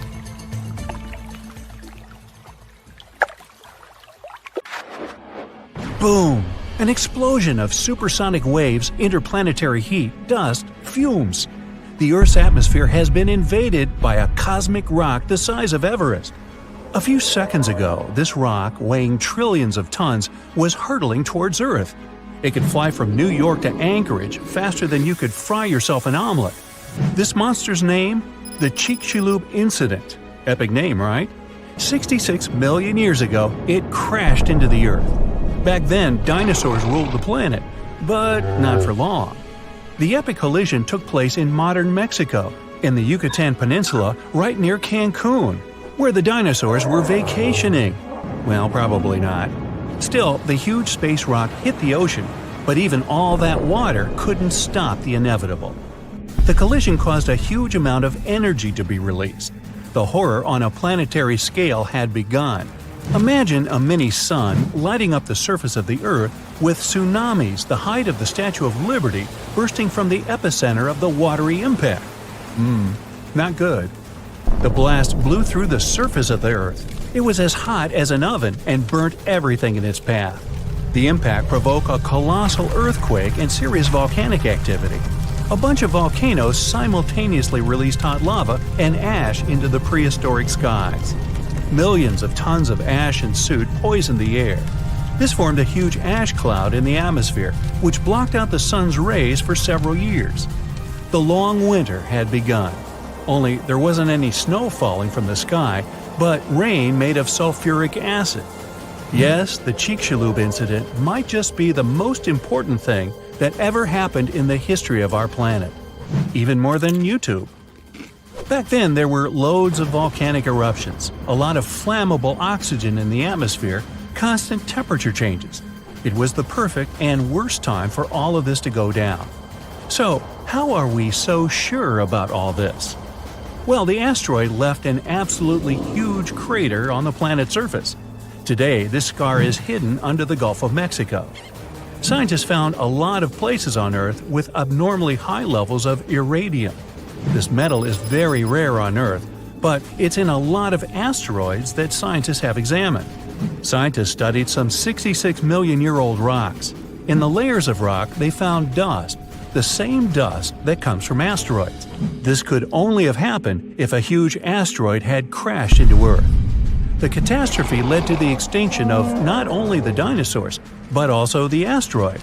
It was so hot at the point of impact, part of the asteroid just disappeared. A lot of water vapor and carbon dioxide shot up into the atmosphere. But the biggest problem, sulfur. It got kicked up by the asteroid impact and flew up into the air.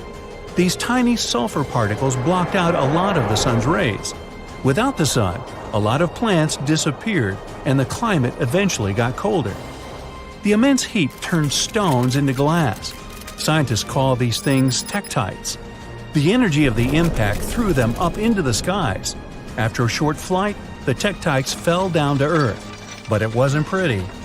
Rain fell too, Only instead of drops of water, you'd have seen hot glassy fireballs.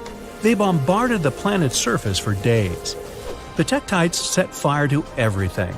Scientists found evidence of this all over the world, not just near the collision site. But a lot of things from back then are still a mystery. Some scientists think that Chicxulub wasn't even an asteroid. It might have been a comet. Asteroids are mostly made of stone and metal. Most often they kind of look like a potato. A comet contains rock, metal, and ice. Comets look like dirty cosmic snowflakes, complete with ammonia, methane, and carbon dioxide. Comets sometimes come from the Oort cloud.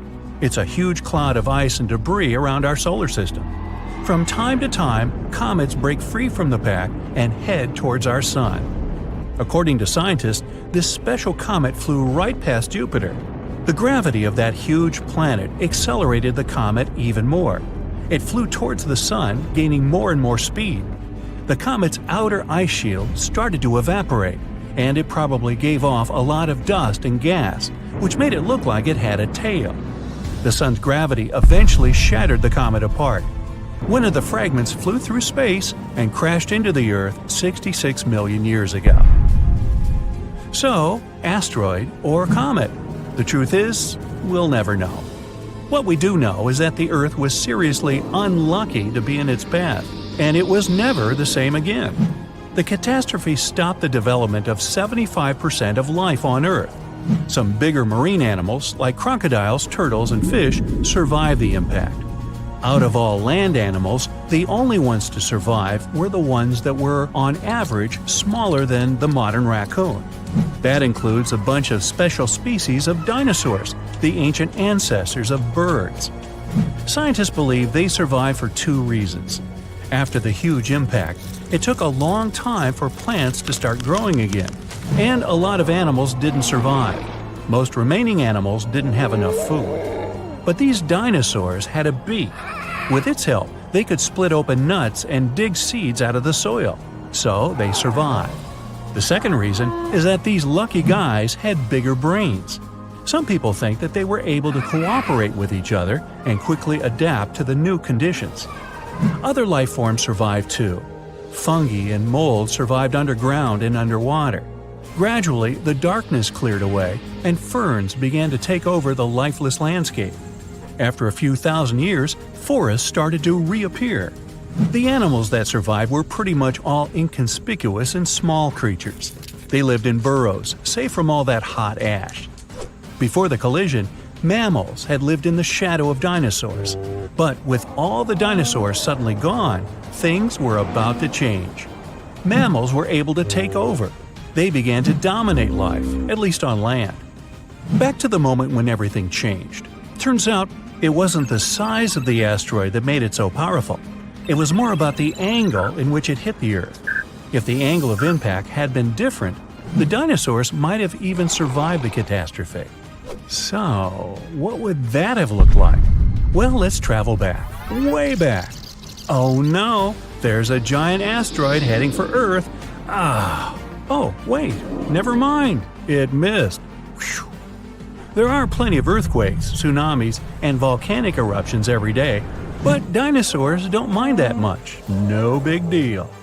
Fast forward a few million years, and most of these ancient lizards have changed and are now unrecognizable. Thanks to a couple of ice ages, many dinosaurs are now totally covered with feathers to protect them from the cold. Mammals exist, but they're few and far between. You see a lot of bats in caves. There are tons of rat-sized rodents in the forests. During the day, they hide in the undergrowth or in burrows. At night, they go out in search of food. There are no horses, no elephants, or other large mammals. Why become large and eatable when there are so many dangerous reptiles with huge fangs around? There are no whales in the sea. Parrots, hawks, and pigeons are nowhere to be seen. But pterodactyls 2.0 whiz past you constantly.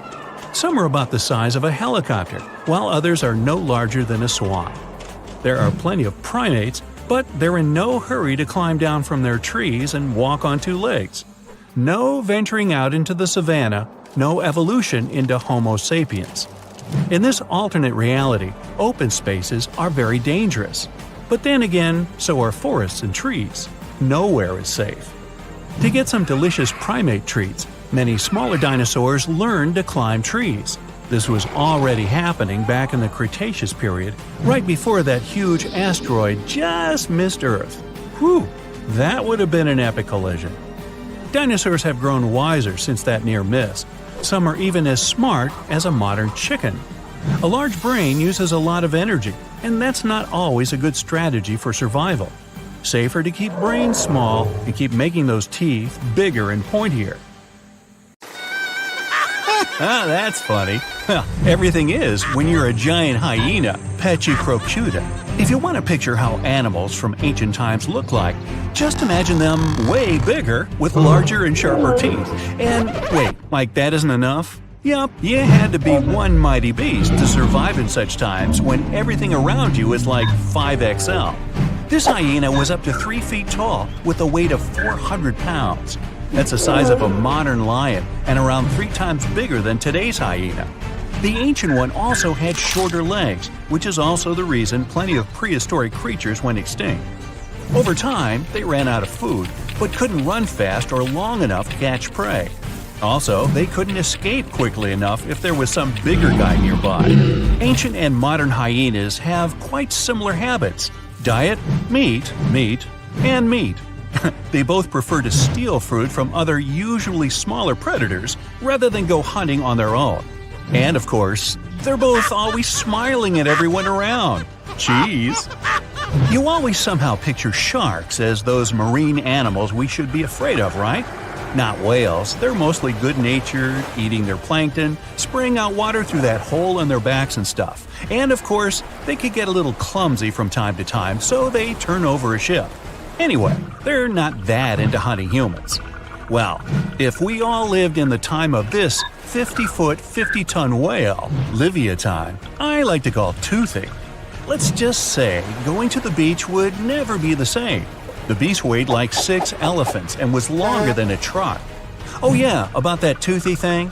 This whale had teeth longer than your palm and a quite refined hunting instinct. So it went after all marine animals, including other whales too. Its only rival was the megalodon itself, the only biggest and scariest shark that ever lived on our planet. Okay, of course, this list is full of giant and dangerous animals with extra sharp teeth who you're certainly glad they went extinct. But there's also some close relative to a human ancestor here too. Hello, distant cousin? Paranthropus. So our cousin P had a big brain, well, at least for those times, and good reflexes, which is why they could defend themselves against some bigger and less brainy creatures that were after them. They mostly ate plants, roots, nuts, soft fruits, young leaves, probably insects, and seeds. They were around 5 feet tall and 150 pounds in weight. Not that big compared to other prehistoric mammals, but still big enough to survive those tough times. Way to go, P! The next one is, yes, I'm very happy these things went extinct, prehistoric mammal, Gorgonopsia. They were something between mammals and reptiles with, of course, very, very big 5-inch saber-like teeth, an 18-inch long skull, and the size of a modern bear. At their beginnings, these guys were really small, no bigger than a dog. After a while, evolution did its thing and turned them into the biggest carnivores of their time, which was over 250 million years ago. I wasn't around then. Scientists still don't know if they had clear skin, fur, or scales, but they do know these beasts had rather long legs compared to the rest of their body, which means they could run much faster than many other animals from those times. Andrewsarchus, or Andy, my nickname for it, is everything you would attribute to today's predators, such as tigers, wolves, or hyenas. Only a bit more intimidating version, of course, with extremely sharp teeth. Who would have thought the biggest meat-eating mammal that ever lived is actually a part of the family where pigs, camels, and antelopes came from?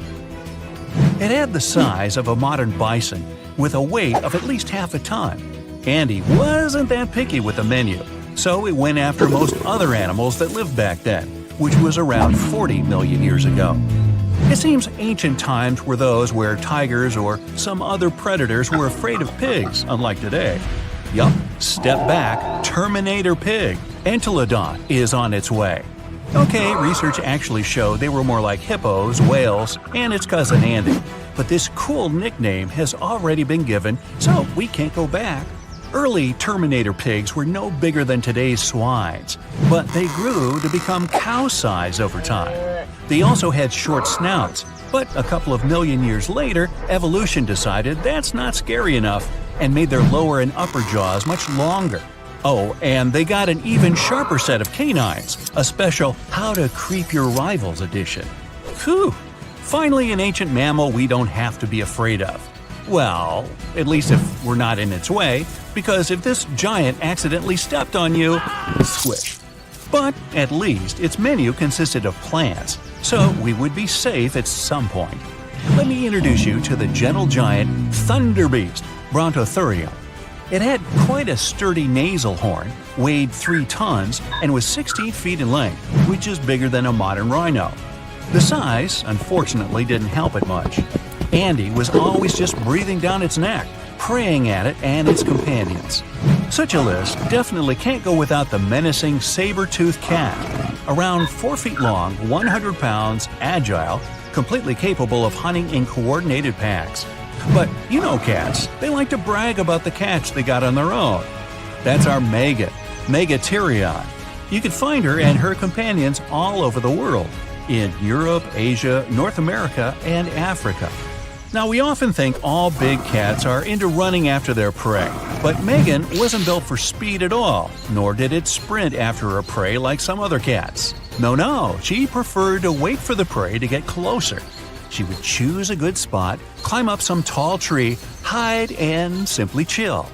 After a while, some innocent herbivores would go there to drink some water, and bam! Surprise! Megan's down. Her hunting style is something we see in leopards today. Teeth were her main weapon, so gotta watch out for those big upper canines. Oh, finally a name I can more easily pronounce, so I don't have to come up with my own.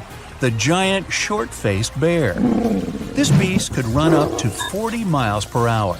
After it cornered its prey, the bear would rear up to its full height, 13 feet, so the poor animal knew nothing good was about to come. Cave bears usually prefer vegetables, but as far as this short-faced one was concerned, nah, meat is way better. It liked to hunt as well as collect what other predators would leave behind. Also, as far as is known, apparently no one ever asked this short-faced bear, "Hey, why the long face?" Leo, the prehistoric lion, Thylacoleo. Gee, sounds like a pharmaceutical. Anyway, 5 feet long, 200 pounds, insanely strong jaws, sharp teeth, long retractable claws, muscular body. Hey, it's me. No, not really. It also had a surprisingly powerful tail. Leo actually comes from the land down under, where ancestral kangaroos lived, and they also had quite strong tails to balance themselves. Okay, speaking of kangaroos, here's one small surprise: Leo's roots. You would think kangaroos, koala bears, and giant wombats were there just to live a happy life until they became someone's breakfast. But their family somehow raised an animal that looked like a saber-toothed tiger, but with bigger teeth. Yes, Leo, way to go, breaking the stereotypes. Leo was somewhere at the top of the food chain in his times, even though he had one quite strong rival, a giant monitor lizard, Megalania, or even some plus-size crocodile, Quincana. Okay, move guys, this is not a video about reptiles, wait your turn. Prehistoric age, dinosaurs ruled all over the region, making a mess, while other animals shiver in fear and hide from them. Hey, not so fast, dinos! There's Mr. R, Rapenomamus, a mysterious mammal that decided to stand up to the authorities. He showed up 130 million years ago and was a badger-like 3-foot-long animal. Doesn't sound much compared to the T-Rex and bigger dinos, but was way bigger than some of those feathery dinosaurs from the same time.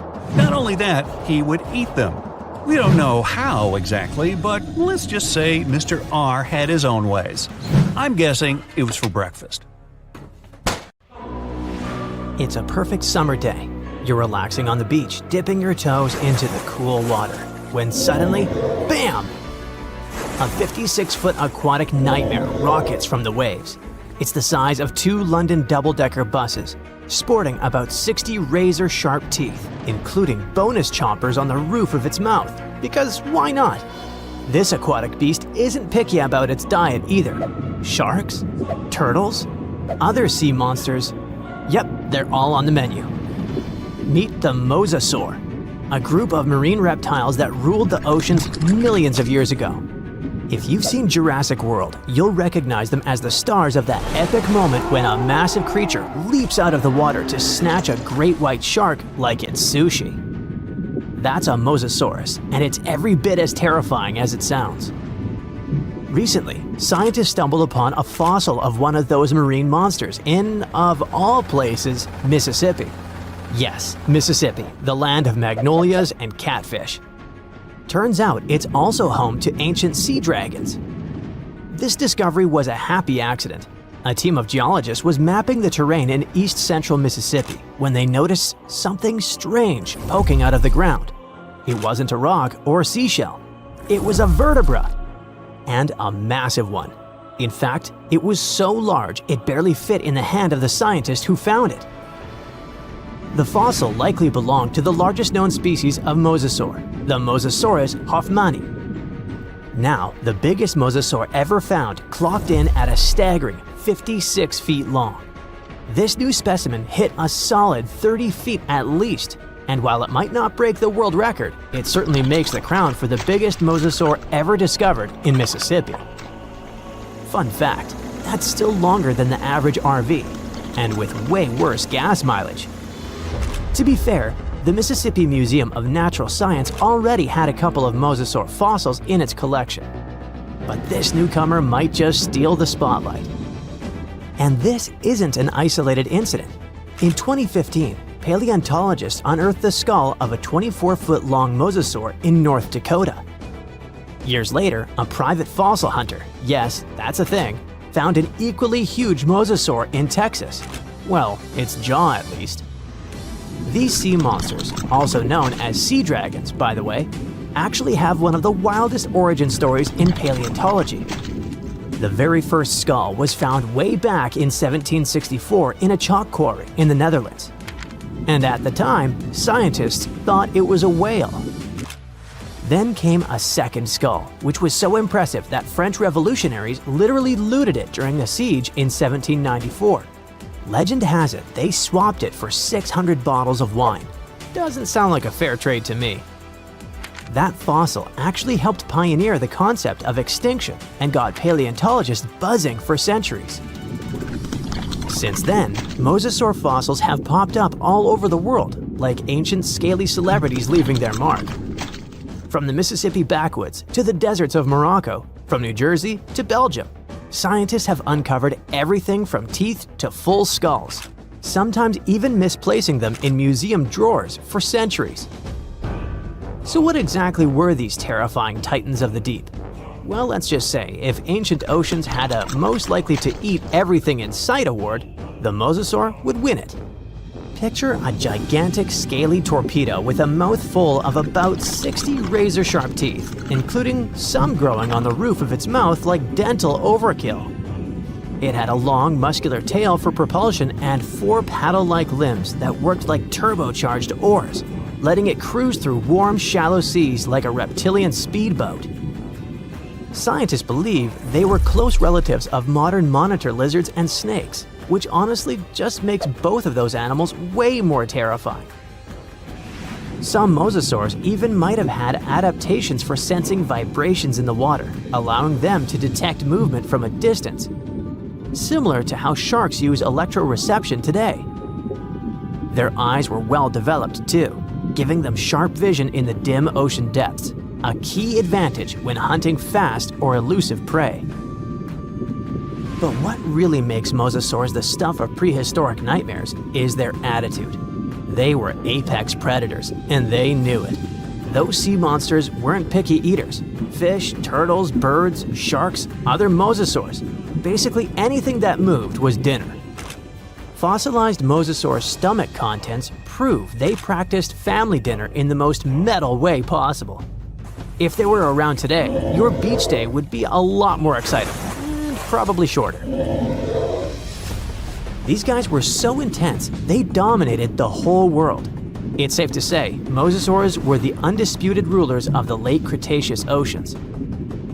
And like today's orcas or great white sharks, they probably used ambush tactics, sneaking up on prey from below before striking with explosive force. Bite marks found on the fossilized bones of turtles and even other mosasaurs suggest intense underwater battles worthy of a blockbuster movie. But how did one end up in Mississippi of all places? Well, rewind the clock about 80 million years and you'll find part of North America underwater. A vast shallow sea known as the Western Interior Seaway split the continent in two, running from the Gulf of Mexico to the Arctic Ocean. It was warm, teeming with life, and yes, crawling with sea monsters. This prehistoric seaway was a watery wonderland. Imagine long-necked plesiosaurs gliding through the water, birds with teeth diving for fish, and oysters the size of car tires clinging to reef-like structures. Even giant fish like this weird guy over here called it home. This ancient inland sea stretched over 600 miles wide in some places, but it was no more than a few hundred feet deep, making it ideal territory for predators like mesosaurs to thrive. The shallow depth also meant that their prey had few places to hide, turning the seaway into a prehistoric buffet. But the Western Interior Seaway wasn't a permanent fixture. As the Rocky Mountains rose, the seaway slowly disappeared. Over millions of years, it transformed from a shallow ocean to swamps and then to dry land. Today, what was once an ocean is now the Midwest, complete with cornfields, cows, and the occasion mosasaur vertebra hiding in the dirt. Now, this wasn't exactly the end of the mosasaurs. Sadly, even these monsters couldn't outswim extinction. Those massive sea beasts met their watery grave around 66 million years ago, when Earth got an unwelcome visitor, a 10-mile-wide asteroid. When that space rock slammed into what is now Mexico's Yucatan Peninsula, it unleashed destruction on a planetary scale. The impact triggered massive tsunamis, set forests ablaze, and shot so much debris into the atmosphere that sunlight was blocked out for months, maybe even years. This impact winter plunged Earth into a deep freeze. With sunlight gone, plants couldn't photosynthesize, and the food chain collapsed like a house of cards. On land, plant eaters starved, and predators like T-Rex soon followed. About 75% of all species on Earth disappeared. But don't think the oceans were a safe retreat. The seas were hit just as hard, if not worse. First came the mega tsunami that devastated marine life along coastlines. Then, the real villain arrived. You see, without sunlight, phytoplankton, those tiny microscopic plants that serve as the foundation of the marine food web, perished. With them went zooplankton, small fish and filter feeders. And when the buffet dried up, the big predators like the mosasaurs went hungry. No food, no future. With plunging temperatures and ocean acidification, even the ocean's top predators couldn't survive. Mosasaurs, along with plesiosaurs and ammonites, were wiped out in the blink of a geological eye. So ended the reign of sea monsters. The good news is that you can now swim at peace knowing that no sea dragon will ever come at you. I mean, it's a bummer that they went extinct, but let's be honest. Beach days are way more relaxing without 56-foot lizards crashing the party. There's a place on Earth so dangerous that even the most fearsome creatures of today wouldn't last a moment there. It used to exist in what we now call southeastern Morocco, the land called the Kem Beds. The story of this place stretches back to the Cretaceous period, about 100 million years ago. It might have looked like a beautiful place at first sight, a lush green forest, rivers glittering in the sun, until you meet some terrifying dinosaur. The lions or sharks of today are nothing compared to what the fossils show us. The Kem Beds were dominated by terrifying predators, and above them all, 3 of the largest predatory dinosaurs ever discovered. For example, Spinosaurus. This dinosaur was unlike anything you can imagine. a half reptile, half monster standing over 50 feet tall, bigger than a T-Rex. This hybrid with a crocodile-like snout and a sail on its back hunted the forests. But this dino could dive into the rivers, so not even waters were safe from it. It could catch huge fish, as if plucking them from the shallows. There was also a Carcharodontosaurus, a carnivore with the name that literally means shark-toothed lizard. Its razor-sharp teeth could slice through flesh with terrifying ease. This monster stood almost as tall as a house and was faster, stronger, and more aggressive than nearly anything that had ever walked the earth. There was also Delta Dromaeus, a raptor-like dinosaur built for speed. It was a quick-moving ninja that stalked its prey with horrifying precision. Oh, and the skies were a fun place too, with all these pterosaur creatures flying around. These guys are often mistaken for flying dinosaurs, but they were actually a different kind, more like close cousins of dinosaurs. These majestic reptiles soared above the Kem beds and had wingspans that could stretch up to 30 feet. The fingers were feathery, with a fourth finger kinda like bats. They could glide through the air so easily thanks to their super light skeleton. But it wasn't just the dinosaurs that made the Kem bed so horrifying. The waters also hid their own dark secrets. They were home to giant, terrifying fish and crocodile-like creatures. Their jaws were strong enough to crush bone, and they were lurking beneath the surface, waiting for anything unlucky enough to stumble into their path. One of the river creatures was Sarcosuchus, also called the super croc. Being about 40 feet long, it could easily swallow an adult human.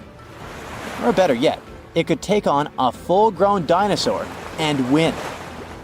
Its jaws snapped with unimaginable force, and no creature, not even Spinosaurus, was safe from it. Coelacanths could also hang out in the rivers. It was a monstrous predator that could easily swallow a huge fish whole. They had these creepy, icky fins that moved in a way similar to how human arms and legs move. And they could also kind of raise their heads like humans because of a special joint in their skull. Ew. Fun fact, we thought these monsters had gone extinct 60 million years ago, together with dinosaurs. But recently, we rediscovered them living and thriving in the Indian Ocean. Turns out they were just hiding in the deep waters. They probably didn't even notice the dinosaur asteroid or humans at all. Yay? Don't worry, over millions of years, they became basically harmless. They got 4 to 5 times smaller, even though they still weigh about 200 pounds. Just imagine what they were like back in the day. Kem waters were also home to giant lungfish and other creepy aquatic creatures. So you couldn't even drink or take a swim safely without getting bitten by something. Whew, what a place. Even turtles there were the size of cars. Imagine trying to survive in a world where creatures like this are literally everywhere. And I mean everywhere.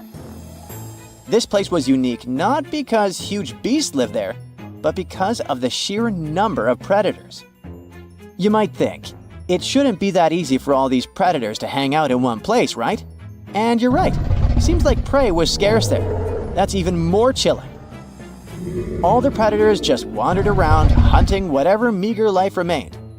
And if there's none, then fighting each other. For years, scientists have wondered why it was the case. Maybe that's just how life was back then. And all corners of Earth were crazy like that. Or is there something special about this place? Some even say that maybe it's just because we only found predators' fossils, while normal friendly animals have disappeared, and that the fossil record might be skewed. But who knows? And the environment itself was just as fascinating as the beasts who lived there, just a bit more friendly. It's hard to imagine, but back in the day, this desert was a green paradise, humid and full of rivers. The heat of the sun scorched the land. The climate was hot, so hot that even the poles were warm.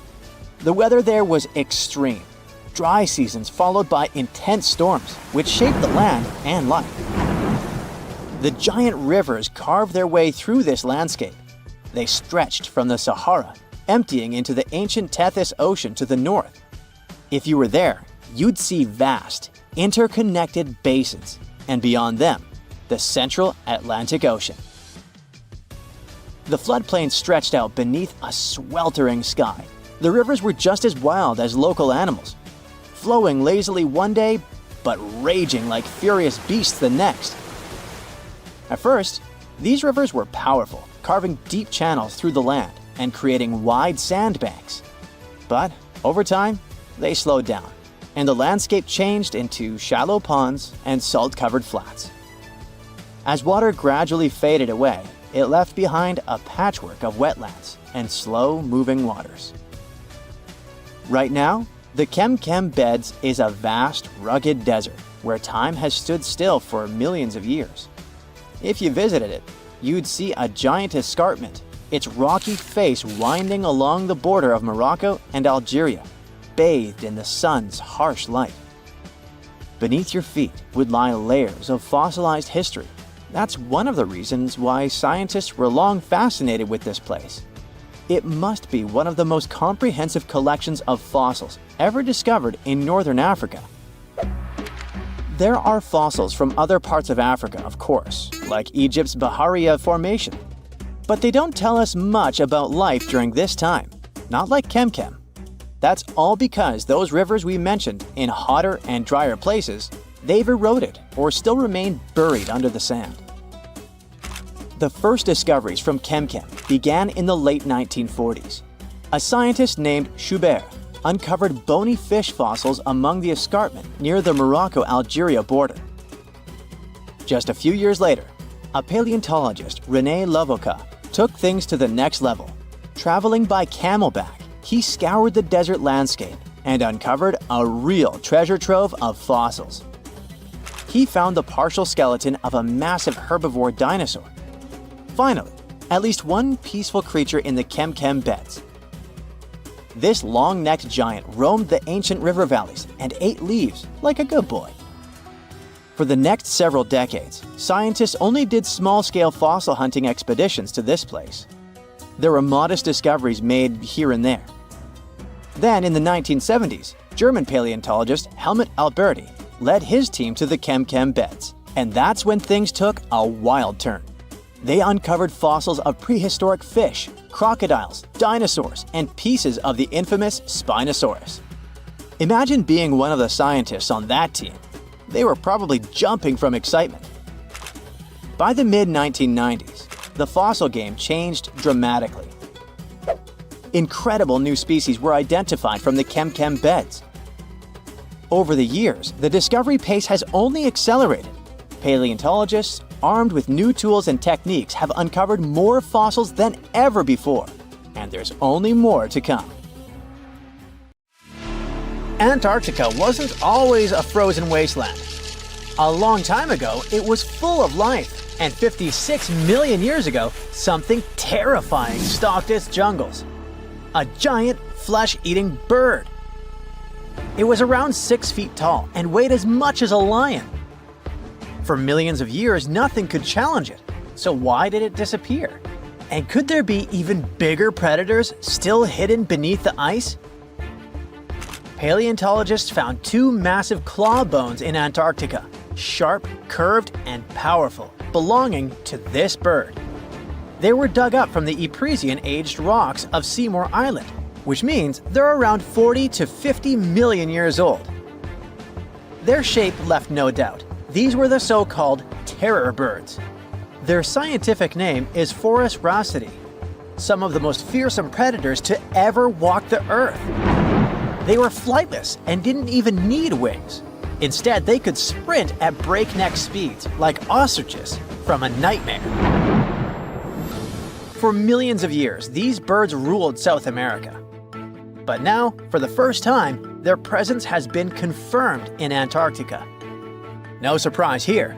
Back then, South America and Antarctica were still connected, allowing animals to easily commute between continents. So these birds probably migrated south to adapt to life on Antarctica's prehistoric landmass.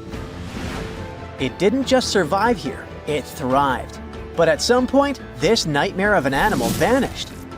Why? Most likely because of the temperature changes. Antarctica was cooling, slowly turning into the frozen wasteland we know today. Its prey may have declined, leaving the predator without enough food. Eventually, it disappeared, leaving no descendants behind. Researchers hope that they'll find a complete skeleton eventually.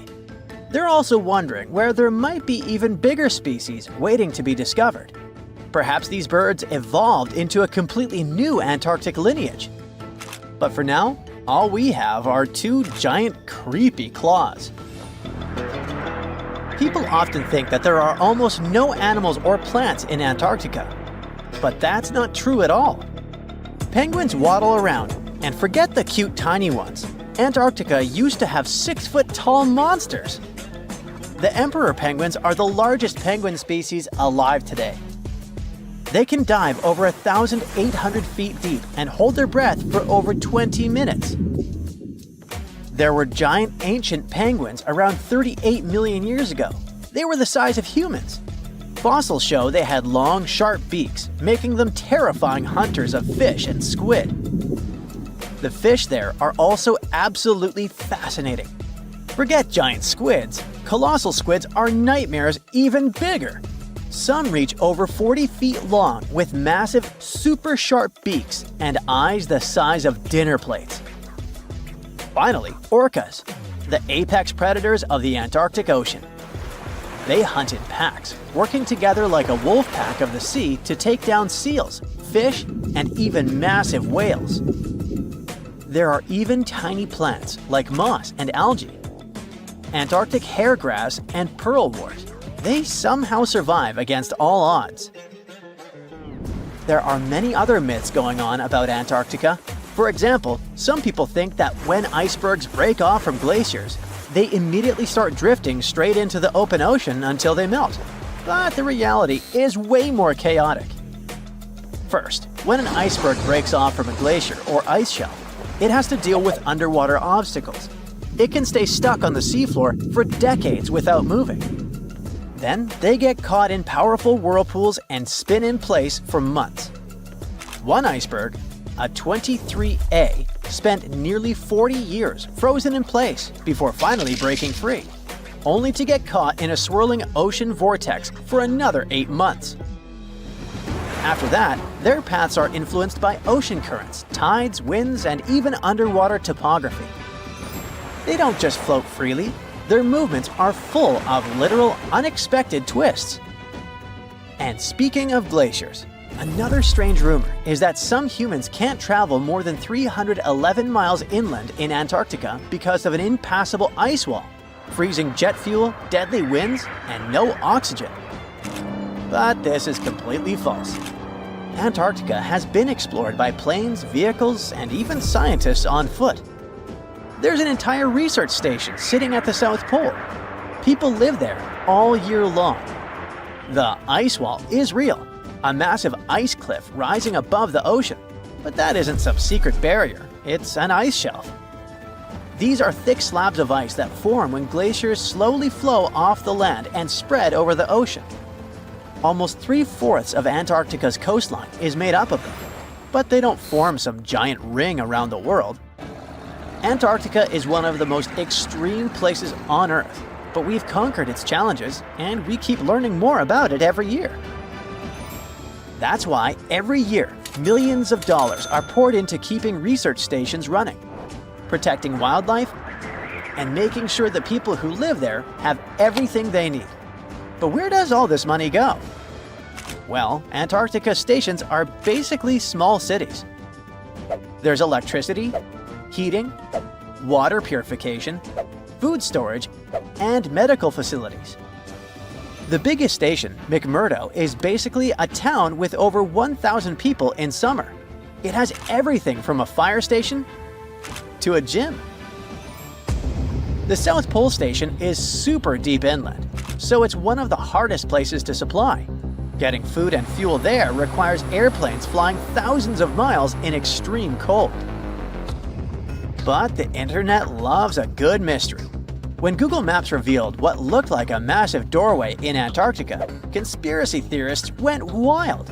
People joked about everything from Bigfoot's vacation home to a secret base, or even a Star Trek spaceship hangar hidden in the ice. But there's a way simpler and less exciting explanation. It's actually a grounded iceberg, a chunk of ice that got stuck in shallow water and is now slowly melting. As ice moves across the landscape, it flows around bumps and obstacles, creating odd shapes. The process of melting, breaking apart, and refreezing can carve ice into unexpected forms. Antarctica also has incredibly strong downward-blowing winds that sculpt ice into dramatic formations over time. No secret doorway, unfortunately. And speaking of doors, for years, Ushuaia, Argentina, has been called the gateway to Antarctica, the last stop before the icy continent, the place where expeditions begin. But there's another option. Punta Arenas, Chile. Let's compare them. Ushuaia is closer to Antarctica. It's the top departure point for tourists going on cruises. But no regular flights to Antarctica. No major scientific bases operating from here. It's basically controlled by the military, which refuses to allow private flights, only commercially operated ships. Yes, Punta Arenas is further from Antarctica, but 22 countries and global organizations use it as their main base. There are regular flights to Antarctica happening there every year. Private airlines can actually operate here, making it the real air connection to Antarctica. Ushuaia may have the best location physically, but Punta Arenas actually runs the show. Argentina made a huge error in picking its Antarctic airbase. Instead of setting up a simple, accessible base at sea level, they built Marambio Base, very high on rough terrain, completely impossible to reach by land. Everything has to be flown in by helicopter, making operations slow, expensive, and frustrating. For 50 years, Argentina stubbornly stuck to this bad decision, while Chile set up efficient, well-planned bases that the world now uses. If things don't change, Ushuaia will be nothing more than a tourist stop. But what's terrifying is that Antarctica seems to be returning to its past. It's supposed to be the coldest place on Earth, but something shocking happened just recently. For the first time in recorded history, temperatures in Antarctica broke 68 degrees Fahrenheit. This continent is buried under miles of ice. Usually, temperatures there can drop to minus 112 degrees. But in the winter of 2020, scientists recorded an insane 69 degrees on Seymour Island, hotter than many places in Europe at that time. Scientists believe there are several reasons for that. First, there are changes in the way heat moves around the planet's waters. Second, melting permafrost due to the planet warming. It looks like the climate is changing faster than expected.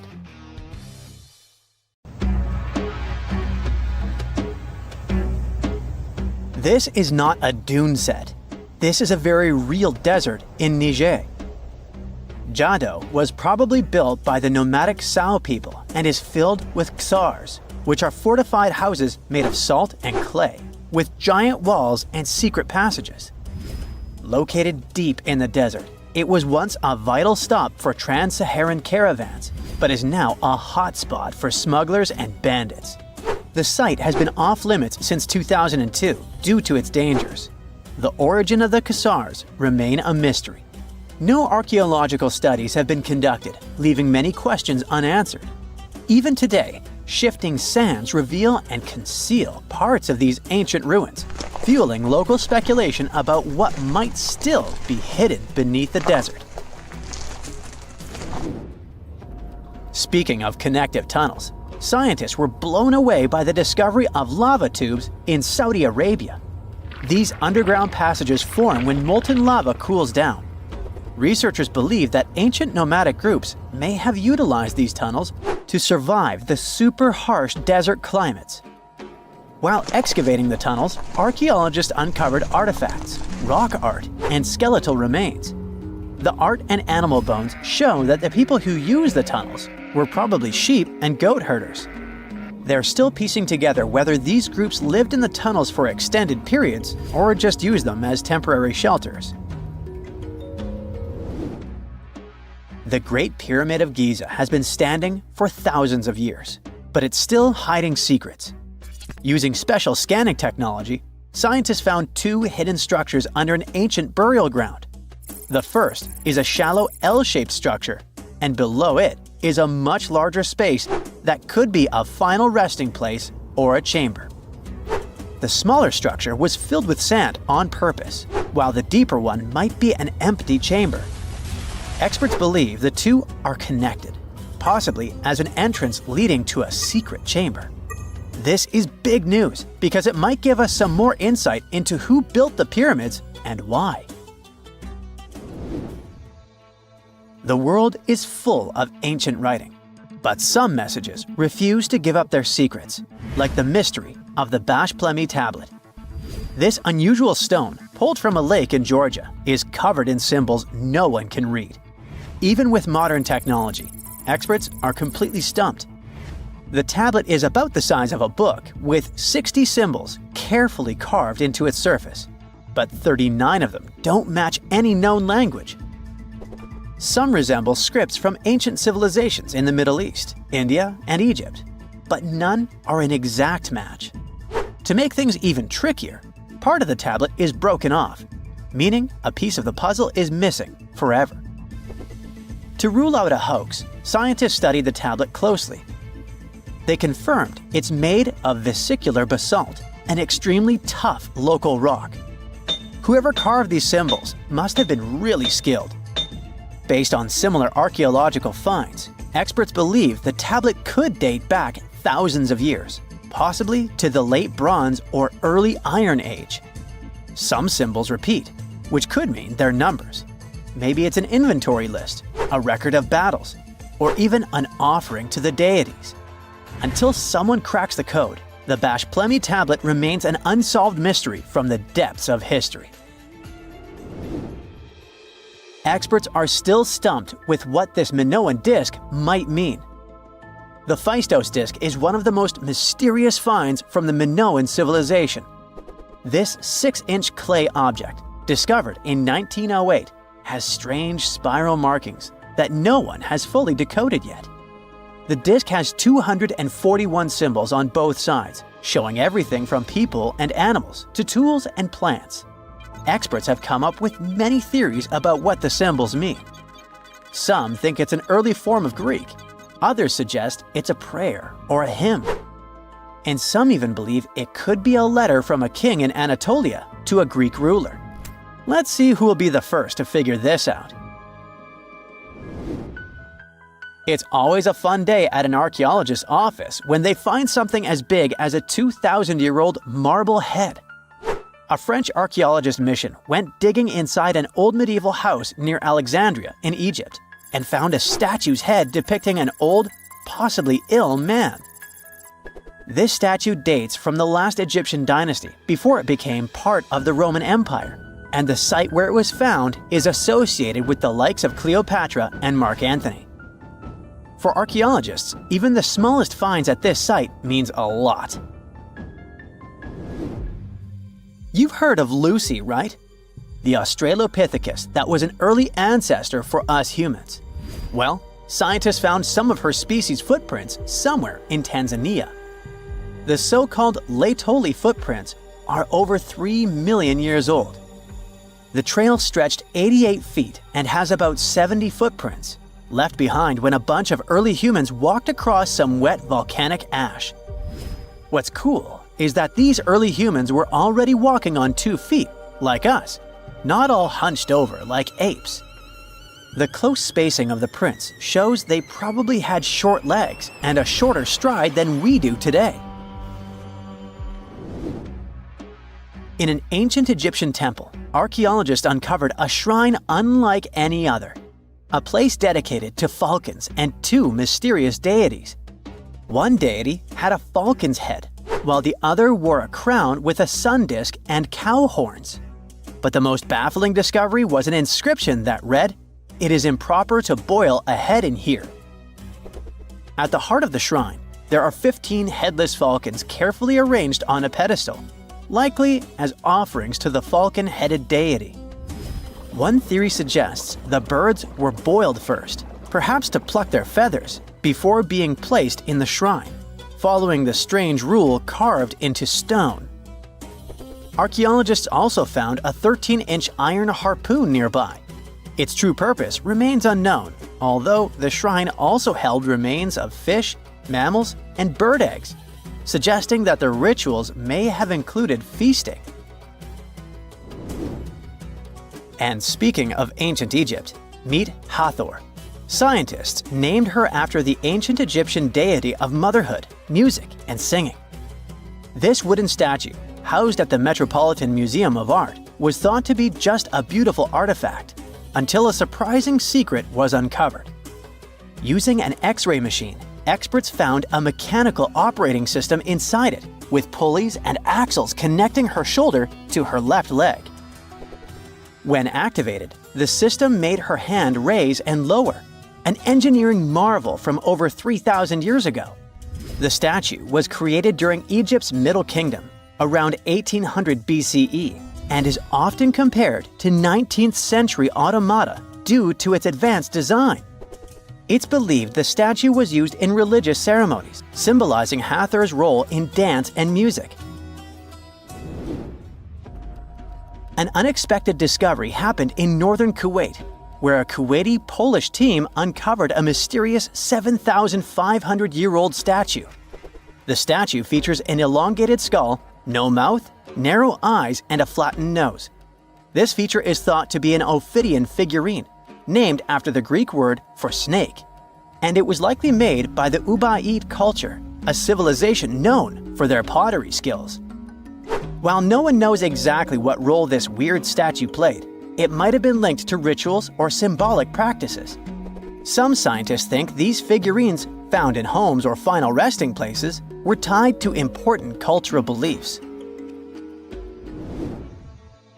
We couldn't mention unresolved mysteries of this world without speaking about these elongated skulls. In the deserts of Peru, researchers uncovered 5 ancient skeletons, 2 with unnaturally elongated skulls. While head shaping was common in many cultures, these skulls defy explanation. Local legends tell tales of the so-called gentiles, a mysterious race banished underground by the powerful deities. Some say this is what the skulls represent. Others think this is some type of genetic anomaly, which was confirmed after finding an infant skull, too large to be artificially shaped. Most people know that pyramids were built as grand tombs for the pharaohs, designed to ensure they had a smooth journey to the afterlife. The Great Pyramid of Giza, for instance, was constructed for the pharaoh Khufu. But what most people don't know is that this whole pyramid building trend started right here with the step pyramid of Djoser about 4,700 years ago. This massive structure was built for Pharaoh Djoser, a ruler from Egypt's 3rd dynasty. It rises 7 layers high above the ground and stands about 200 feet tall. We think of it today as a phenomenal architectural project, but for ancient Egyptians, the step pyramid of Djoser turned out to be more like a massive experiment, a trial run, if you will, to perfect their building skills before they moved on to even more ambitious pyramids. Reaching new heights is super exciting, but the real mystery is what is going on below the ground. In this pyramid's underground labyrinth, there is a network of tunnels stretching about 3.5 miles long, and some researchers believe these tunnels might have been part of a sophisticated water system that could completely change what we think about pyramid construction. Let's talk about this massive complex located in Saqqara. Surrounding the pyramid, there's what's known as a dry moat, a continuous trench that is up to 164 feet wide and almost 2 miles long. It forms a sort of rectangular shape around the pyramid. This trench has an average depth of about 65 feet. Now, if you were to add up all the earth and rock they dug out to create this moat, it would be about 10 times the volume of the step pyramid itself. For the longest time, People just assumed this trench was nothing more than a huge quarry, a place where they dug up stone and clay to build the step pyramid. Makes sense, right? But when you take a closer look, it doesn't add up. The trench is too narrow and deep to be practical for mining, and its layout doesn't match anything we know about ancient Egyptian quarrying methods. Plus, some sections of the trench are actually covered with a rocky ceiling, which would have made it nearly impossible to use as a quarry. Another theory suggests that the dry moat had some kind of spiritual significance. Maybe it was a sacred place, where souls of nobles gathered to serve the late king in the afterlife. There are even niches in the walls that work as a hint at this spiritual function. But most researchers believe that this purpose likely developed much later, long after the complex was built for Djoser. So, what was the moat really designed for? In 2020, a researcher came up with a pretty intriguing idea. It is possible that this trench was actually designed to collect and manage water, especially after heavy rainfalls. Now, that makes sense when you consider the location. The moat sits in an area that could easily have been flooded by runoff water from nearby plains. This could also explain why the trench wasn't used for new graves until much later when the climate became drier and less prone to flooding. The story becomes even more intriguing, as this trench appears to be part of a larger, more complex hydraulic system within the Djoser complex. It is like the trench has several compartments, carefully carved out of the rock and connected by tunnels. These compartments likely served as a part of a water treatment system, where water would flow from one compartment to the next, getting cleaner as it moved along. Now, here is where things start to tie into the pyramid itself. The Djoser complex has a series of underground shafts, and some researchers think that water from the moat's deep trench might have been used to power a hydraulic lift system, and this giant water-powered elevator could have been used to raise the heavy stones needed to build the pyramid. It worked like a volcano, but instead of lava, water did the heavy lifting. Imagine a big deep hole in the ground at the center of the pyramid site. Inside this hole, there was a huge wooden platform, kind of like a giant raft that could move up and down. When the workers wanted to lift a heavy stone, they would fill the hole with water. As the water rose, the wooden platform started to float up, carrying the stone with it, almost like a giant water-powered elevator. When the stone reached the right height, the workers slid it off the platform and onto the pyramid. The idea is that water from the deep trench, after being cleaned and filtered, would flow into these shafts. A massive float, possibly made of wood, would then rise as the water filled the shaft, lifting the stones up to where they were needed for construction. Once the stone was in place, they'd let the water out, lowering the platform back down to the bottom, ready to lift the next stone. This fancy hydraulic lift system could have been a game changer, making the whole building process a lot faster and more efficient without using a lot of workforce. It is like the ancient Egyptians were already embracing the whole idea of work smarter, not harder. But of course, not everyone is on board with this theory. Some experts argue that the area where the step pyramid of Djoser was built couldn't have held enough water from occasional rains to maintain such a fancy hydraulic system. The main theory suggests that, in the past, there might have been some kind of lake nearby that would have filled up after a period of rain, and this lake could have supplied water to the complex's hydraulic system. But there is no mention of such a lake in any ancient Egyptian writings, so it might be more of a what-if situation than a reality. And then there's the issue of the hard work itself. Remember when I said this method could have allowed the ancient builders to raise stones with far less effort? Well, that might not be entirely true. According to some experts, just building this hydraulic device would have required a lot more heavy work than simply moving the stone blocks using good old-fashioned manpower. And let's not forget, the step pyramid of Djoser is like a baby pyramid compared to those that came later. The stones used for Djoser's pyramid weighed, on average, about 660 pounds each, which is nothing compared to the more than 2.5-ton blocks used later for the pyramid of Chephren. If this cool water lift theory gets completely ruled out, we still need to explain how this pyramid was built in the first place. To answer that, we need to rewind a bit and talk about the original plans. See, before Djoser's tomb became a pyramid, the idea was to construct a simple mastaba. This type of tomb was pretty common in earlier periods, a flat-roofed, rectangular structure with sloping sides. But after the original mastaba was finished, they decided to expand it a bit by adding more layers on top. And then they added even more layers, until the construction reached 6 distinctive steps, each one smaller than the previous. And they probably did all this by raising those heavy stones using ramps, not a water-powered elevator. There is still so much we don't know about the step pyramid of Djoser. More research is definitely needed to fully understand how this system worked, or if it even existed at all. But the idea of using water to help build the pyramid adds a whole new layer to our understanding of ancient Egyptian engineering. It's a powerful reminder of just how clever and resourceful those builders were, using the natural landscape and the power of water to create one of the most iconic monuments in history.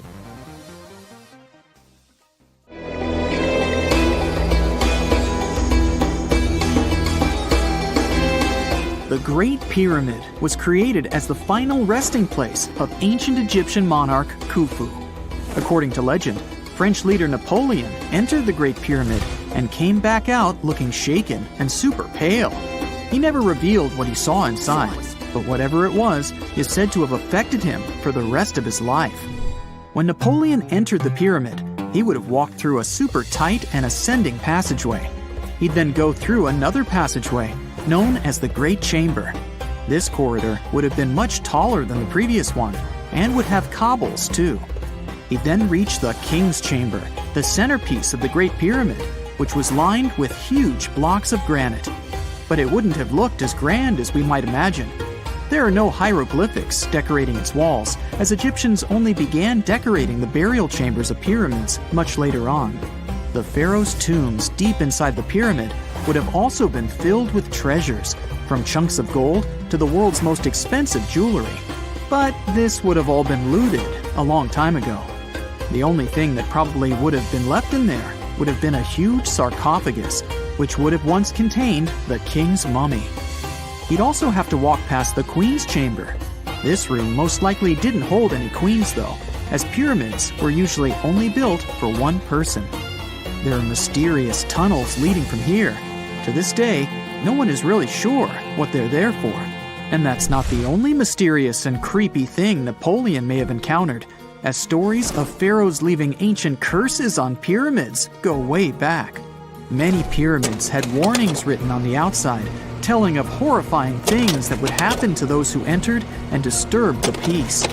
We might not know what exactly Napoleon found in the Great Pyramid that scared him so much, but we know for sure what was found in Tutankhamun's tomb.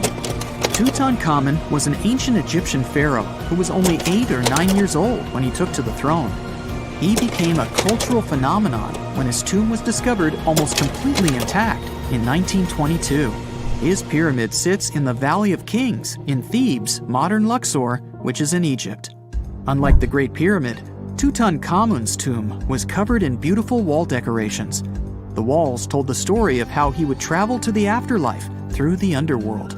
Egyptians believed all people would have to take this journey, so they would fill their tombs with objects and paintings to help them get there. There'd also be spells painted on the walls. They believed this would help people pass over to the next realm. The journey would be pretty long, and for that reason, the ancient Egyptians would also fill the pyramids with food.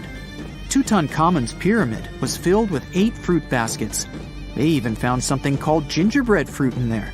The rooms were jam-packed with furniture, statues, clothes, and staffs, amongst a whole bunch of other things. You'd likely find a lot of clothes and expensive jewelry in the pyramids as well. The ancient Egyptians wanted their ancestors to travel in style to the afterlife. They put Tutankhamun in his final resting place with over 50 pieces of clothing, all of the highest quality. There were tunics, scarves, gloves, and headdresses, and a ton of jewelry. Bracelets, pendants, necklaces, rings, and scarabs for protection were all found inside. Each of them was made of gold or precious stones. There were also fans made of ostrich feathers to keep the old pharaoh cool in the hot Egyptian sun. But the temperature inside the pyramids never actually went above 68 degrees Fahrenheit. The ancient Egyptians developed a super cool air conditioning system that we don't fully understand even today. Tutankhamun's pyramid also contained 130 walking sticks made from ebony, ivory, silver, and gold to help him on his journey. There were 3 chariots hidden away in case he got tired of all the walking. They also put 11 boat paddles inside, but there was no sign of any boat. The pyramids would be littered with the pharaoh's favorite scents and perfumes. During the excavation of Tutankhamun's pyramid, it quickly became clear that it had been robbed during ancient times. There was damage to doors and traces of oils left in empty jars. It looks like someone raided the pyramid for gold and the scents, perfumes, and oils that had been left for King Tut.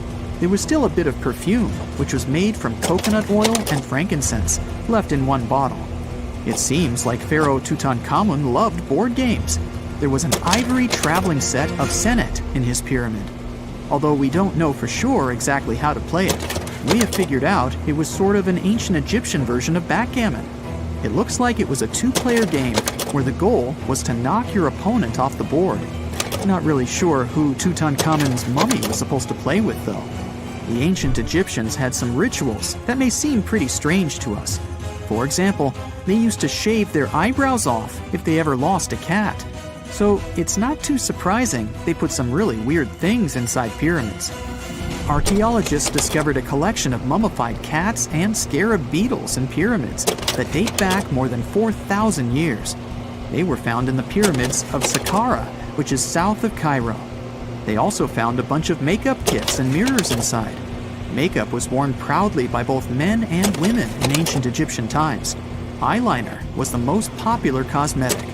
The Rosetta Stone was one of the best discoveries ever made in pyramids. It was found by our man Napoleon Bonaparte and his team. It's a black granite rock that dates back to 196 BCE. It's transcribed in Greek, Demotic, and hieroglyphic. When it was translated in 1822, we got the key to understanding ancient Egyptian hieroglyphics for the very first time. The discovery of Queen Hatshepsut's mummy in 1903 changed our understanding of the Egyptians forever.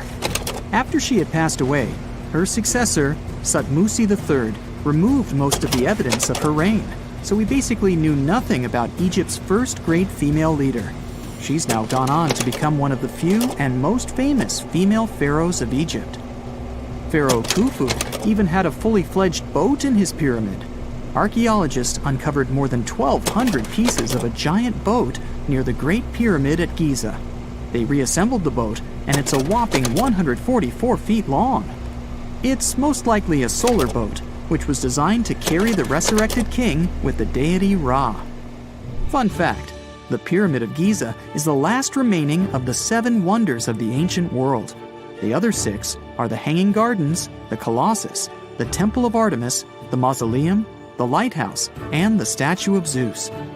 This pyramid was also the world's tallest man-made structure for 3,800 years, and it's the biggest pyramid in Egypt. It took a staggering 2.3 million blocks of limestone, and some weighed as much as 80 tons. It took an incredible 100,000 laborers and a whopping 23 years to build.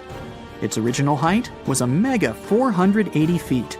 In 2017, archaeologists discovered something weird about Egypt's Great Pyramid. There's a hidden void that's at least 100 feet long, and no one really knows why it's there or what's actually inside it. The weird void is the first inner structure discovered within the 4,500-year-old pyramid since the 1800s. Scientists used cosmic rays to detect the massive hole, but are still no closer today to finding out what's inside. The ancient Egyptians took a lot of care building the pyramids, and everything was strategically placed and structurally sound, so it's super unlikely that this hole is due to blocks falling over time. Loads of pyramids also contain small model figurines called ushabti. These represented attendants. They believed they would come to life to serve the pharaohs in the afterlife. But it's amazing that all this stuff actually fit inside. There isn't actually a huge amount of space inside the structures. It's mostly just rock. One of the most unexplored and mysterious places on Earth is located in plain sight. It's one of the most majestic monuments of humankind. The wonder of the ancient world hides a secret that scientists and archaeologists still can't solve. This is the Great Sphinx of Giza in Egypt. The huge sculpture of a lion with a human head was carved out of rock about 4,500 years ago. Scientists still don't know the exact date of its creation and are also unaware of who built it and what for. There are many assumptions and theories, but none of them has been confirmed. Most people have seen this majestic sculpture either in photographs or in reality, but almost no one knows what's hidden underneath it. The statue of the Sphinx was carved from a single piece of limestone. It was painted. The remains of color pigment on the surface prove this. In the distant past, the Sphinx looked much brighter and more colorful than what we see now. But even after thousands of years, its greatness hasn't diminished. And by the way, Sphinx is not the real name. It was invented by the Greeks about 100 years or more after its creation. Initially, the Egyptians called the statue Hor-em-Akhet. There are many legends and theories saying the Sphinx is there for a reason. It's like a watchdog that guards the tomb of the pharaoh and the secrets of ancient Egypt. These legends become more plausible when archaeologists discovered hidden entrances at the feet of the Sphinx. They believe that these secret passages are the beginning of the tunnels leading to the halls with treasures. You can find a lot of stories on the internet that claim the Sphinx hides the Hall of Records, a repository filled with ancient and secret knowledge. One of the main artifacts of this repository is supposed to be the records of the ancient mythical state of Atlantis. According to legends, the entire library from this city was moved under the Sphinx. The entrance to this library must be located next to the Sphinx's right paw. Many archaeologists tried to find this entrance, but came away empty-handed. Also, there are many images with detailed diagrams of the underground city that consists of a network of tunnels and chambers under the Sphinx. Someone says there are structures as tall as 12-story buildings hiding underground, but there's no evidence of this. Archaeologists, even after millennia, continue to explore the mysterious sculpture. At the same time, many Egyptians don't want to learn more about the Sphinx. They're terrified of awakening something supernatural. In 1998, scientists discovered tunnels leading to empty caves under the Sphinx. They found evidence of earlier excavations there. It's quite possible that someone managed to find the treasures and take them away. Some people believe Egyptians found some kind of artifact under the Sphinx that has the power of unknown advanced technologies. The artifact is so powerful that it can change the course of history. Of course, most theories are just fairy tales of conspiracy fans, but it's a confirmed fact that the Sphinx hides a system of caves and rooms.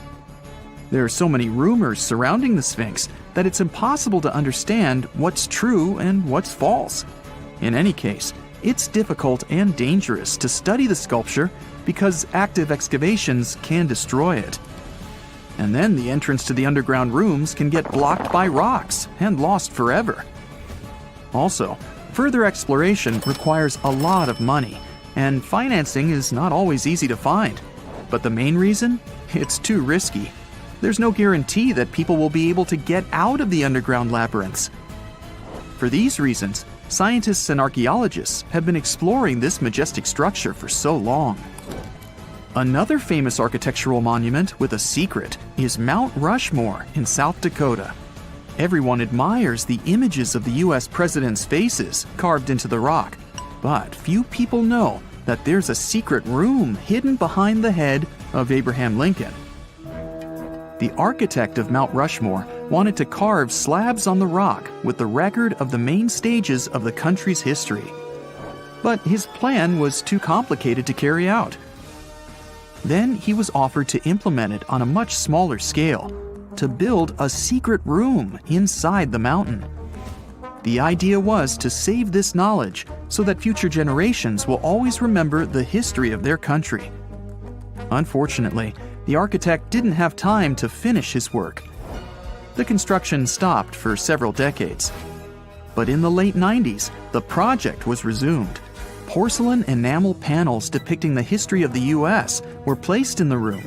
It's possible that these plates will be stored there forever. But people can't see them, at least for now. The room is inaccessible to tourists as it's too difficult to get inside. Another secret room is located in the Empire State Building. More precisely, it's not even a room, but a place where you can take cool photos. Almost all tourists gather on the observation deck of the 86th floor to enjoy a stunning view of Manhattan. But there's another deck with panoramic windows on the 102nd floor. There are way fewer people there because almost no one knows about that place. Fortunately, access to this deck is open to everyone. You probably won't have to wait in line for a long time to take a photo. You'll feel special because you're in such a secret place where there are almost no people. But the coolest place is even higher, on the 103rd floor. This is a spacious observation deck where celebrities get their photographs taken. It's not a public place, but if you know the right people, you can get there. There are almost no security measures on the site. Only a low ledge between you and an abyss. That's why crowds of people are forbidden from coming here. It's not so easy to get there, and you're unlikely to succeed without a guide. First, you need to choose the right elevator that will take you there. Then you'll go through several engineering rooms filled with pipes, electrical panels, and other technical stuff. The final part of your way is a set of stairs inside a tiny corridor. And here you are, at the top of New York. Now we're in Paris. See the Eiffel Tower? Inside it, there are restaurants and observation decks. But if you try hard, you can find a secret apartment. Now it's a museum, but it was built so that people could live in it. The architect of the tower, Gustav Eiffel, created this apartment in 1889 for himself. It's almost at the very top of the Eiffel Tower. Imagine what a beautiful view he observed every day. He was the first and only tenant. No one else could gain access to this place. When the architect passed away, the apartment remained empty for a long time. Only recently, they restored it and turned it into a museum. Inside, the epoch of the last century is recreated. They even put wax figures of Gustav Eiffel, his daughter, and the American inventor Thomas Edison inside the room. This place is filled with an endless stream of passengers, office workers running late, visitors from other cities, noise, and train whistles.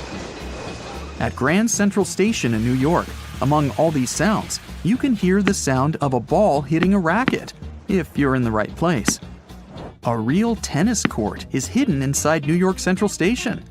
It belongs to a tennis club that arranges corporate games for employees of many companies. The club was opened in the 60s. Now we're moving to London, Charing Cross Road. It isn't easy to find one secret place here. To do this, you need to look carefully at your feet. Do you see these sewer grates in the asphalt?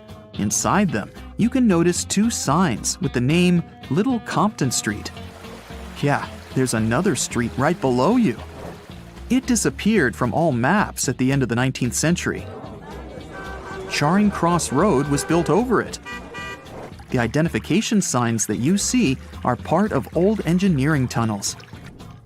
There's another interesting place in London. It's located in the southeast corner of Trafalgar Square. At first glance, it looks like a thick lamppost, but there are too many tourists walking around. You come closer and realize that one person can easily fit inside the post.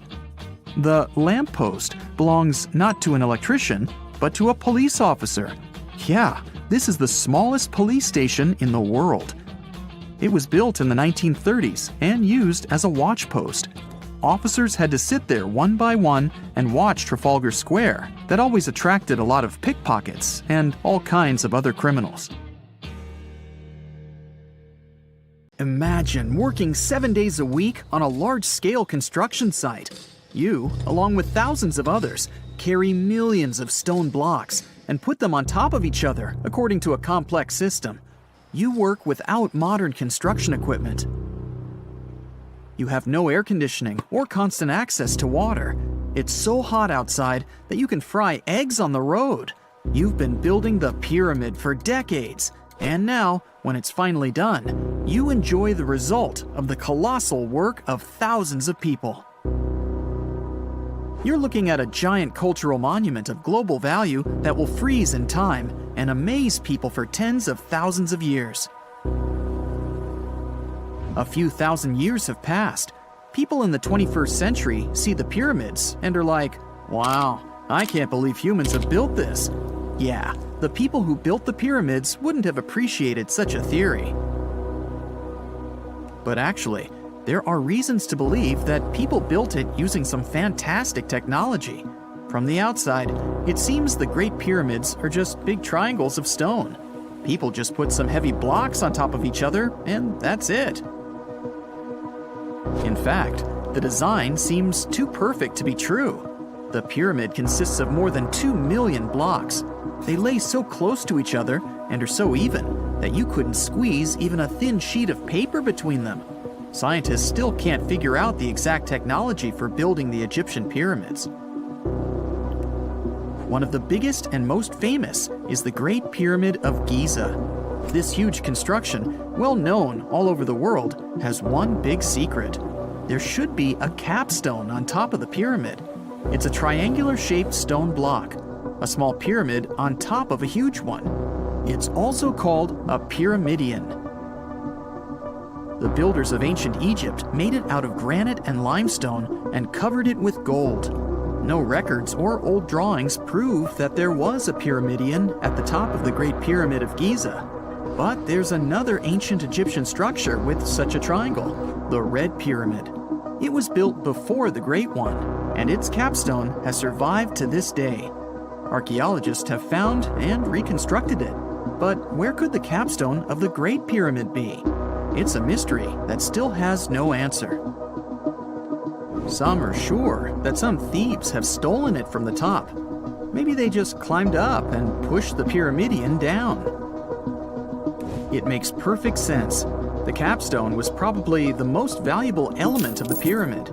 Many scientists and archaeologists still don't know its exact purpose. Some believe that this peak covered with gold glorified the pharaohs. The capstone reflected moonlight at night and illuminated the entire space around it. During the day, the capstone reflected sunlight with its shiny surface. You could have noticed it from afar. The top of the pyramid was a kind of guiding star for lost travelers. All other stone blocks of the pyramid consist of limestone. People polished them to make them look shiny. In the past, they were even glowing and reflected light. You could see glowing pyramids from space, although they looked like tiny lights. Over thousands of years, winds, sandstorms, and rains have changed the pyramid's appearance. If people had taken care of them all this time, they would have looked like something out of science fiction movies, or the pyramids from Las Vegas. But unfortunately, we will never see their original appearance. Some archaeologists and scientists believe that the capstone could absorb the sun's energy and distribute it evenly throughout the pyramid. No one knows precisely why the Egyptians needed this technology. There's a theory the pyramids are ancient energy systems. The pharaohs applied this energy to use some unique technologies that were more advanced than all the achievements of the 21st century. And the triangular shape of the pyramids was ideal for boosting this electromagnetic energy. In theory, solar radiation, or electromagnetic forces, accumulated at the top of the pyramid, filled the inner rooms, and then went down the walls to the base. Any surface distortion could prevent the flow from spreading, so they had to create a perfectly smooth surface. That's why they installed the blocks so that nobody could squeeze a needle or razor blade between them. Many people believe in this theory because they built the pyramids from limestone. This material can hold energy inside itself. In the inner part, they created granite deposits to cause air ionization, that is, to create an electric charge. They also dug channels under the pyramid for water to transmit electricity. And at the top, they put a gold capstone, the best conductor of electricity. So, this is how you get a great power generator. Different cultures used similar technologies to create electricity all over the world. But these are all theories. If it had been working, humanity would have used these technologies today. There are mentions of the metal industry, chemistry, engineering, physics, mathematics, and astronomy in some ancient records. Most scientists don't believe in all these things. We know the detailed stages of the technology's development in different cultures. In the 21st century, scientists, historians, and anthropologists can track the evolution of all modern devices. If people had created some technological inventions in ancient times, the history of the world would have looked different. Perhaps all the achievements of antiquity could have been wiped off the face of the earth by global cataclysms. And it can happen to us. Just imagine how people would dig up a laptop in 5,000 years. Perhaps they wouldn't understand what kind of device it is. Another Egyptian wonder surrounded by mystery is the statue of the Sphinx. The Egyptians carved it out of a single massive piece of limestone about 4.5 thousand years ago. But scientists still don't know the exact date of its construction or who built it.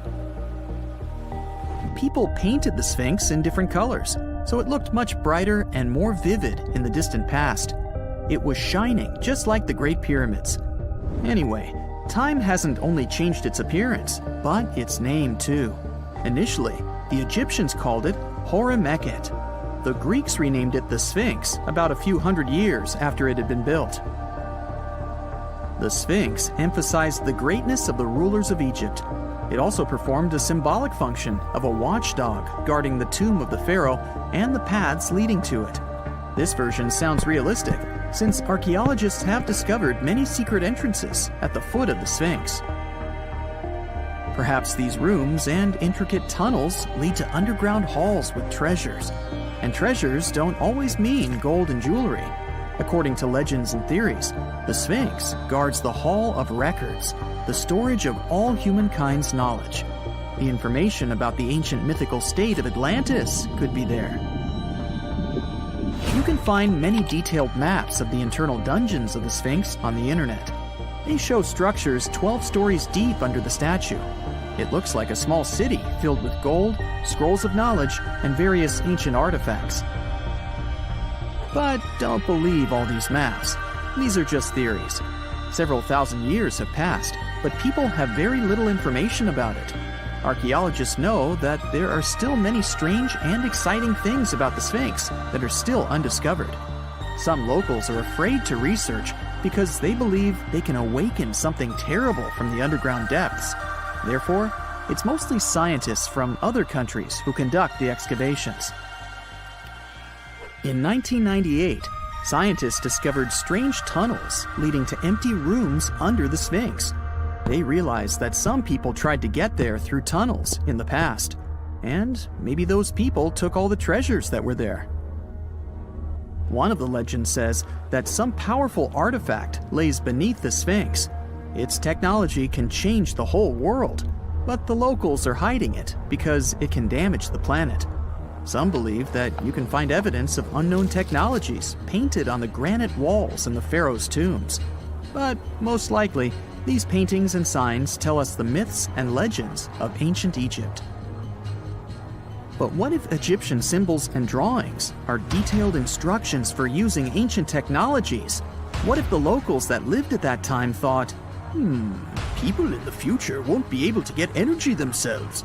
Let's leave some detailed instructions for them.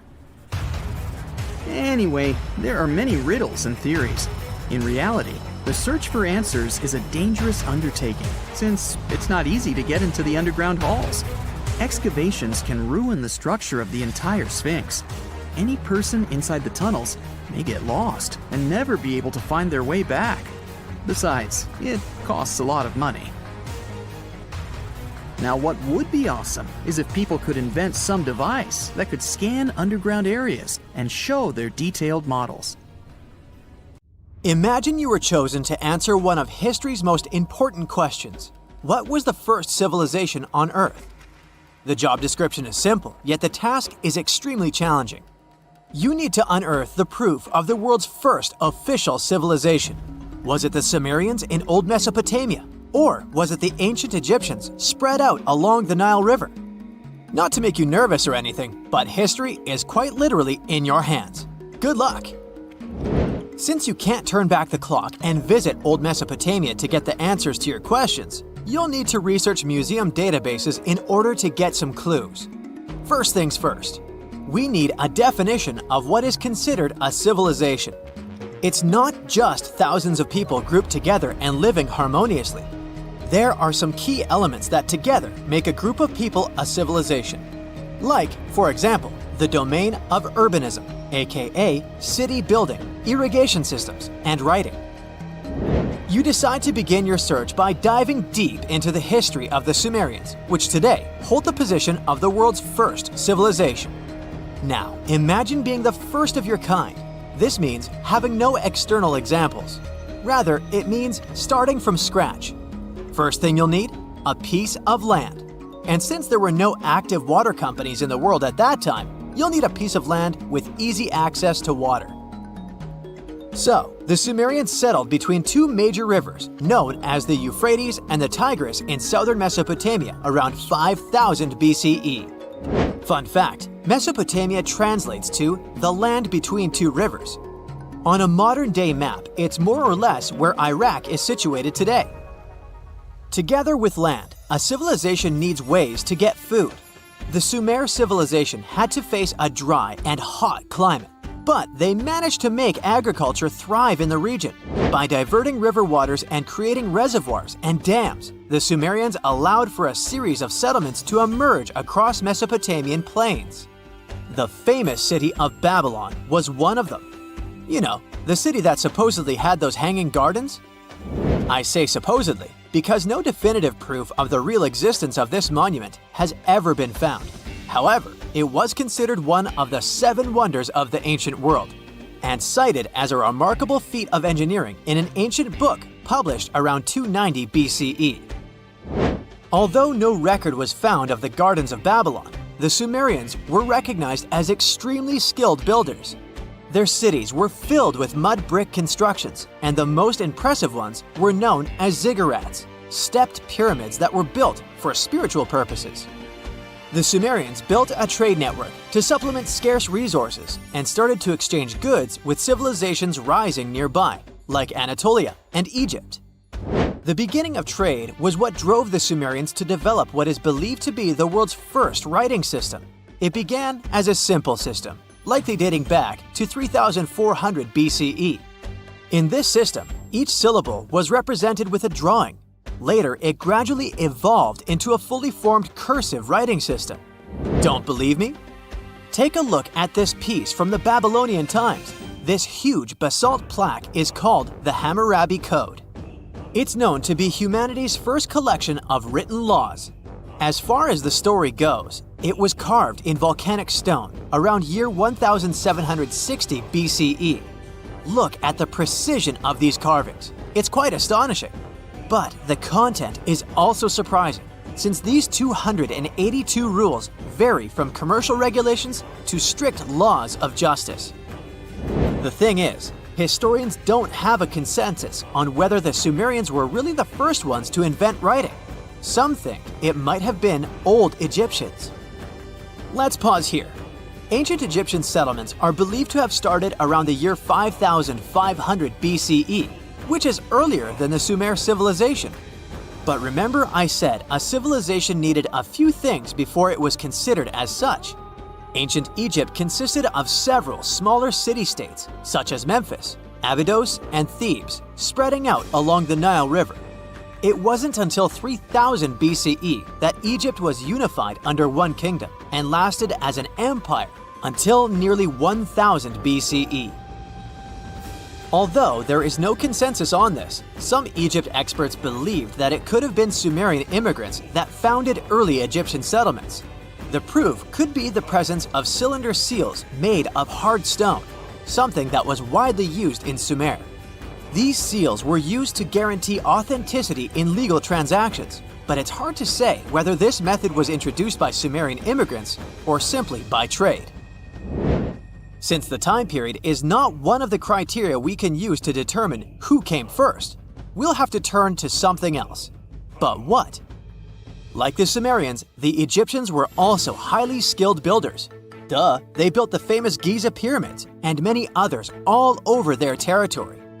In order to enhance their building techniques, they delved into developing a more profound understanding of mathematics.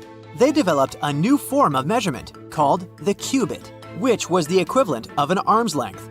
The Great Pyramid, for instance, is 440 cubits per 440 cubits. They were also innovative astronomers, combining their mathematical skills with attentive astronomical observation. They were the first civilization to use a 24-hour division of the day. And they even created a solar calendar, which was the first dating system in history to feature 365 days in 1 year. Okay, it's undeniable how impressive they were. But some experts say that the dispute has to be settled through the comparison of their writing systems. Hieroglyphic writing, the first Egyptian style of writing, is said to date back to 3000 BCE. It was a composition of over 700 symbols, which were carved in stone. For a long time, researchers believed that the Sumerian writing had come before Egyptian, but in a recent discovery made by Yale researchers claims otherwise.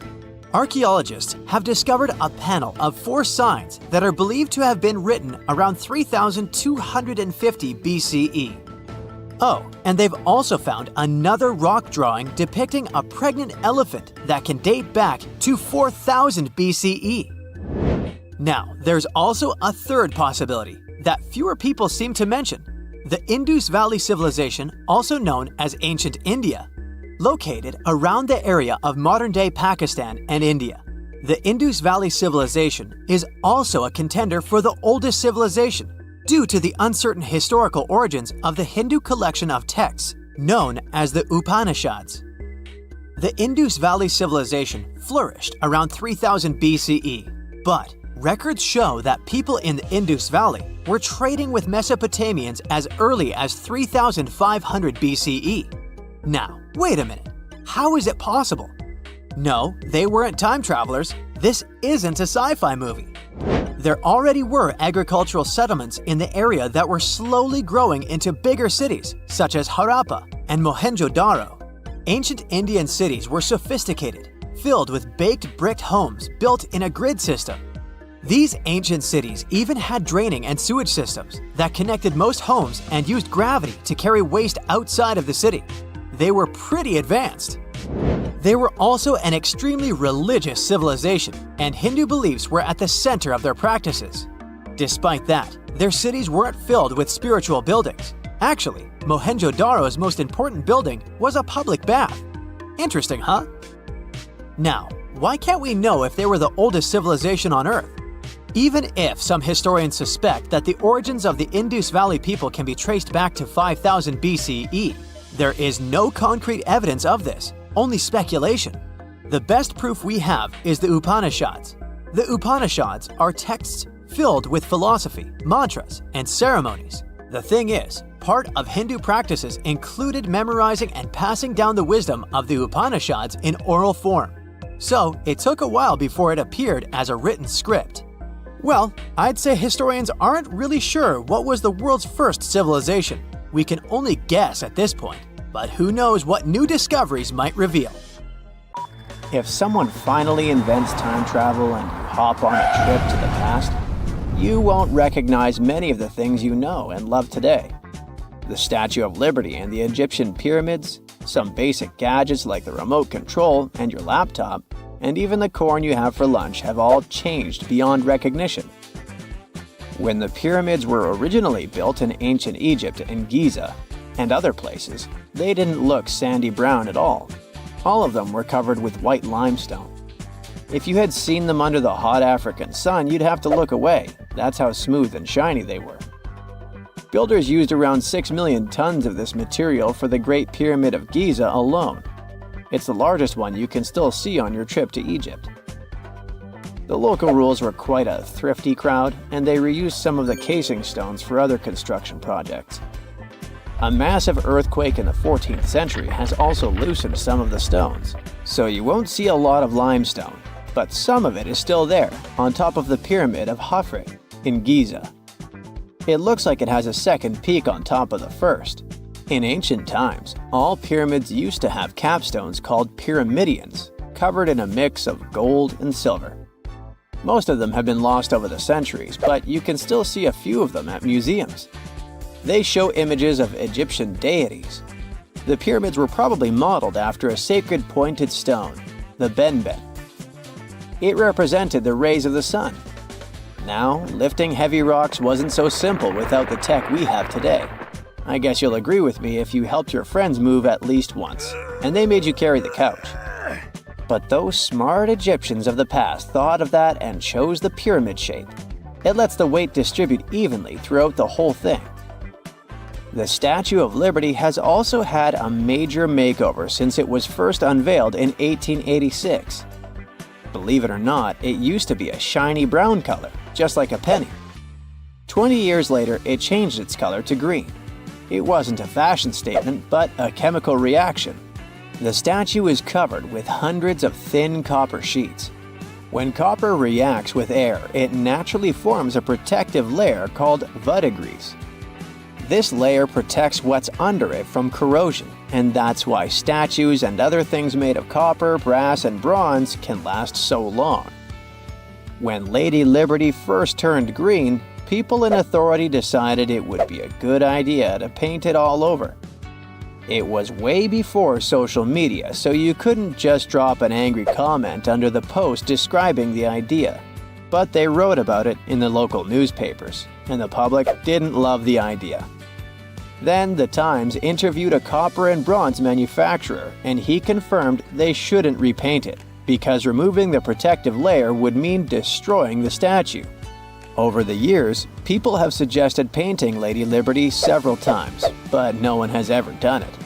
I don't know about you, but I can't imagine that lady in any other color, so I guess it's for the better. You love bananas as much as I do?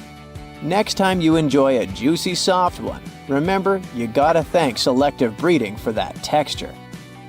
The original wild bananas had many large, hard seeds and not so much delicious pulp. And hey, who doesn't like a sugary watermelon? It has a history of over 5,000 years, and it used to have bitter, yellowish white flesh and was really tricky to open. Selective breeding saved the day again, and watermelons got way sweeter. Japanese scientists went further and invented the seedless version. Corn's grandmother is a Mexican grass called teosinte. The kernels in this grass were small and hard to get. Farmers from many thousands of years ago saved the seeds only of those plants that were larger or tastier, or with kernels that were easier to grind. Thanks, my friends, for giving us the corn that's edible and even delicious. And just imagine, wild avocados were so small that they could easily fit in the palm of your hand. The pit in them was so large you wouldn't find much edible material inside. They also had a much harder shell than the ones we're used to. You probably wouldn't get a lot of work done without your beloved computer today, but I can't tell you exactly whom to thank for this invention. The ABC from 1942 is one of the contendants for the title of the first computer. It's short for the Atanasoff Berry computer, named after its inventors at Iowa State University. The ABC weighed over 700 pounds. Yep, yours must be way lighter than that. That big boy consisted of around 300 vacuum tubes and had a rotating drum. a little bigger than a paint can, and had small capacitors on it. A capacitor is a gadget that can store an electric charge, like a battery. The ABC could solve problems with up to 29 different variables to help scientists save some time. Like modern computers, it used binary digits, ones and zeros, to represent all numbers and data. Because of that, it was possible to do the calculations electronically. And now, my favorite part, the ABC finished one operation about every 15 seconds. Just for you to compare, it's millions of operations per second now. Unlike the tech we use today, the ABC did not have a changeable stored program, so the program could only do a single task at a time. An operator had to write down the intermediate answer and then dial that back into the computer. Sounds like another reason to be happy we live in the 21st century. That remote control you use for all sorts of appliances has gone a long way too. Nikola Tesla, who gave us alternating current, designed one of the first wireless remote controls back in 1898. He named his invention teleautomation and demonstrated it on a miniature boat controlled by radio waves. The boat had a little metal antenna attached to it. Tesla sent signals to the boat using a box with a lever and a telegraph key, which was his version of a remote control. Those signals set electrical contacts on the boat into motion and moved the rudder and the propeller, and Tesla was controlling the boat. The concept of the remote control soon spread to other gadgets. The first television remote control followed in 1950. It was designed by the Zenith Radio Corporation called LazyBone. Don't take it personally, please. This LazyBone had a massive cable that was attached to the TV set, and those who tried it didn't fall in love with the invention because they tripped over that cord. I feel your pain, my friends. If you live or work on one of the top floors, you gotta love this one. Meet the first passenger elevator. It traveled at the speed of 40 feet per minute. Not the fastest, I know, compared to today's record, which is 40 feet per second. But hey, it was built back in 1857 in New York and was more of a tourist attraction than a necessity. The elevator had a steam engine hidden in the basement of a 5-story building. 3 years later, they shut it down because the public didn't appreciate it. Otis Tufts filed the first patent for a vertical railway around the same time. His invention included an actual car with a bench inside for people to sit on. Sounds like a great spot to hang out with friends to me. What do you say? Then they started adding elevators to luxurious hotels around the world. They were entire rooms with a rich design, upholstered seats and mirrors on the walls, and sometimes even a small chandelier. There was an obligatory operator who'd close the door and the car would start its super slow ascent. It was still more about